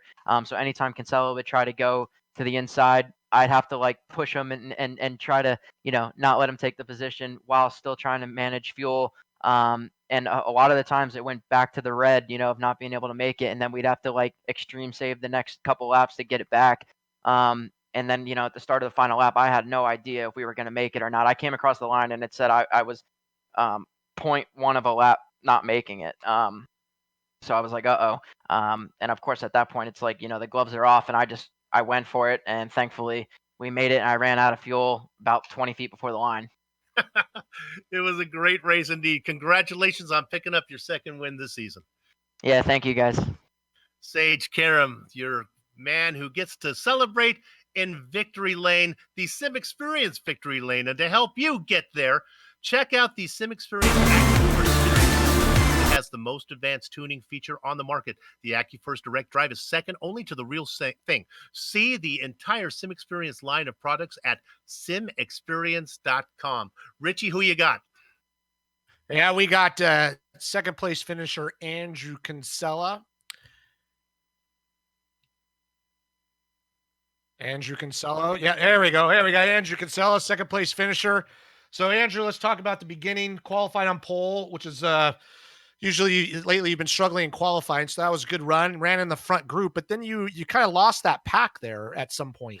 Yeah, so first of all, super stoked about my first ever Lionheart pole. It took me 3.5 seasons to do it, but finally put a qualifying run together that I could be proud of and stuck it on pole for the first time ever. So really happy about that. Yeah, I was just cruising for the first little while there, and then on my first pit stop, I overslid the box and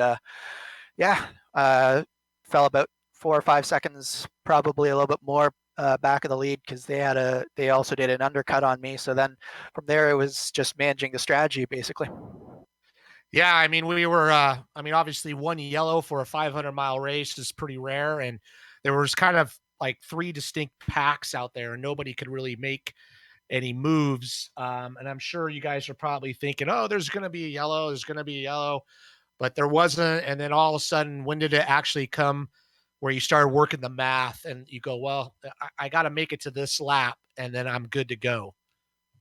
I mean, we know our fuel numbers from the very beginning. We knew that there was an outside chance we could make it if we saved, and then just the way that the strategy worked out, the way that the set worked, especially early, you could swap draft and you could make some time up, and then at a certain point, you were actually losing time by swapping, so you just sat in behind people.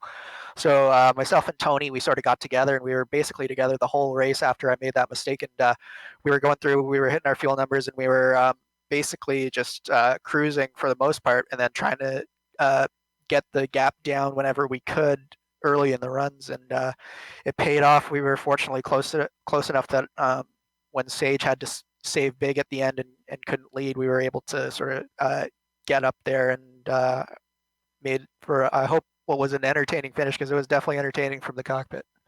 Yeah, it was an awesome race to commentate. And yeah, I mean, Sage came out kind of on his own and he admitted he had to slow down to get some people in front of him. Otherwise he wasn't going to make it. So he kind of drew you guys back up to him. And then you guys fought it out right there to the end. It was great racing. Did you make it or did you run out? I made it. It sputtered about 100 feet past the line. Yeah, I just made a mistake with one to go. I defended low. I should have defended high. I knew I should have defended high, and I didn't. So that was my mistake. But good race for Sage. It was definitely a good battle. We were trading it back and forth. We both knew exactly what was going on from the minute I got up with him, that he had to keep me behind him, and I had to keep him behind him. And it was one hell of an entertaining finish, I gotta say. Yeah, it was a great race. You guys definitely go back and watch it, rewatch it. Well, thanks for joining us. Awesome job. I'm sure you got some people you want to thank real quick. Yeah, just everyone at Adrenaline Motorsports and Adrenaline Power Slide. We had great communication, great pit strategy all day. Feel bad for Chris. He was dominating this thing. He didn't quite have the right strategy because he was leading, but he would have been in for a good finish. And hats off to Adam and Tony for being there with me at the end as well. Yep. Thank you very much. And yeah, go back and watch it. I think you'll like it. Soup? All right, I get to talk to our third place finisher, Adam Blocker. Adam, 29th in qualifying. We followed your progress through the field. It was basically going nowhere. Yeah, you got it up to 10th, but you were never really in the first group or second group. Basically, you were in the third group. Don't tell me you had the whole thing planned this way. No, I didn't. I mean, so I intentionally started near the back because I thought it was going to be a very packy race with quite a few yellows, to be honest. And obviously, that turned out not to be the case. I mean, one caution in 500 miles is pretty unheard of. So, yeah, I was really just chilling for the first bit and was really running last at the beginning of that green run. Uh-huh. And yeah, like you said, like I think maybe 150, 100 to go, maybe 150 to go. I was like 14 seconds back, and so I had to make up 14 seconds and not use enough fuel to do an extra stop. So there was a long time where I was swapping with James Grahula, and we were keeping up or making time on the leaders. And the problem was when I was doing that, I was burning a lot of extra fuel. So it made it so that once we caught, I think, Sam Ryman and Larkamp in the third to last stint, I was just saving behind them because I knew that it was going to be super close for me. And then I pitted with 84 to go, which meant I had to do two 42-lap stints. And the first 42-lap stint, when I came in my box, I had 0.01 gallons left. I had to clutch into my box going like 30 miles an hour instead of 55, so I lost a lot of time.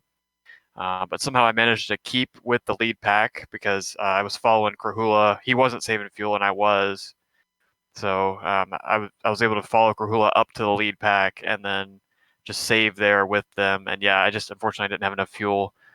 Like I had to manage fuel so much. I ran out of fuel out of four. So otherwise I could have had a go at Sage or Andrew. But yeah, I just didn't have the fuel.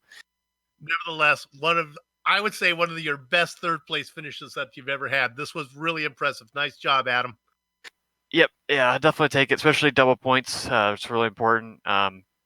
Yeah, I just want to thank the team. We had a pretty good race. Stouffer, unfortunately, had issues, but he was really dominant, showed how good he is at this track. And yeah, Andrew and Tony, second and fourth, with me third. It's a really good team result. We were working together on fuel number the whole time, trying to figure out what was going on. And yeah, I just want to thank them for all the work they do. League for putting on the race. It was a really good race. Like I said, one caution, and you guys for calling the race.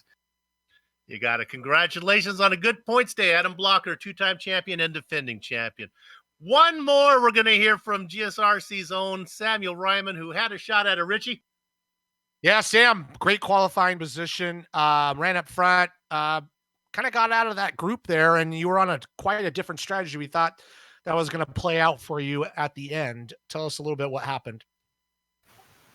Sped entering the pits. Unfortunately, that's what it all came down to. Yeah, no, I think that's one of the best oval races I've ever driven in Lionheart, which was saying something considering the strength of competition. Are you asked?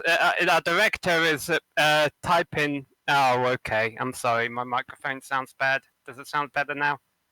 Anyhow. Yeah, okay. All right. So for those people who didn't catch it, I sped into the pits. I thought Justin Weaver and I were two of the only ones who could make it to the end on fuels. It was kind of a relief when I saw cars finishing ahead of Weaver. I'm like, oh, I didn't give up a win. That's good. I just gave up a top 5 finisher. Still got 15th and we'll take it. But yeah, no, qualified 8th. Had an awesome save after a bit of contact with George Anzaldo early on. I don't know if you guys caught that, but and then played the strat. Yeah, we saw that. Can't wait to watch that one back. And yeah, no, I was playing the strategy cards already and just made one one big mistake at the end there. But you gotta lose one before you can win one. We wouldn't have won one today, but we would have had a good finish. Yeah, no, good job there. We wanted to bring you in, give you props because good showing, and we'll see you at the next one. Yeah, absolutely. All right, take care, guys, and thanks for putting on another great broadcast. And talk to you again soon. Samuel Ryman, happy but disappointed with this finish. I mentioned it in the opening. These guys know how to race clean. They know how to race hard. And when you see them on the track, they put on a great show. Man, did they prove me right on that one. Let's go ahead and thank everybody that made this possible. As we go to all the people who want to start with the Lionheart IndyCar Series, the title sponsor, that'd be First Medical Equipment. They've been the source of medical supplies and equipment in the Burlington, Iowa area for years because of their superior commitment to provide the absolute best in product quality and customer service. Then these three sponsors. HyperX. Whatever you play, however you play HyperX, we're all gamers. Use promo code LionHRT15 at HyperXGaming.com. How about Sim Experience? It's second only to the real thing. SimExperience.com. And this race sponsor today, Butt Kicker. We are able to talk a little about them, bring more realism and immersion to your session. Use promo code LION2020 at thebuttkicker.com. Now, to contact any of the sponsors, and you'll see them on screen right now, just go to LionheartRacingSeries.com. How about for the original music? You want to know about that? That comes courtesy of June Lalonde. See the screen for contact information there. On screen now are some of the companies, equipment, and software that made this broadcast possible. The Lionheart IndyCar Series returns May 6th for Round 6, the Battle at Barber, presented by HPP. Well, that sounds like something out of Game of Thrones, doesn't it? GSRC and ISN will be there to bring you all the action. We hope you join us. If you'd like more information about GSRC, including a complete list of future broadcasts, go to globalsimracingchannel.com or Facebook at Global Sim Racing Channel, Twitter at GSRC Channel, and Instagram at GSRC_Graham. Hey, if you haven't already become a GSRC YouTube subscriber, head over to our YouTube page and hit that button to subscribe. Looking for a great Mother's Day gift? Go to GSRC merchandise store at GSRCStoreEnvy.com. That's one E in Store Envy.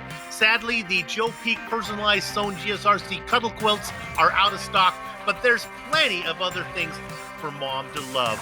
There's a link provided in the description below. Finally, on behalf of the entire crew, that would be Richie, Sean, and Dougie, I'd like to thank all of you for watching as Sage Karen picks up his second season win here in the Lionheart US 500 presented by Butt Kicker at Michigan. With that said, we're off to have fun storming the castle. So until next time, race clean, race hard, and we'll see you on the track.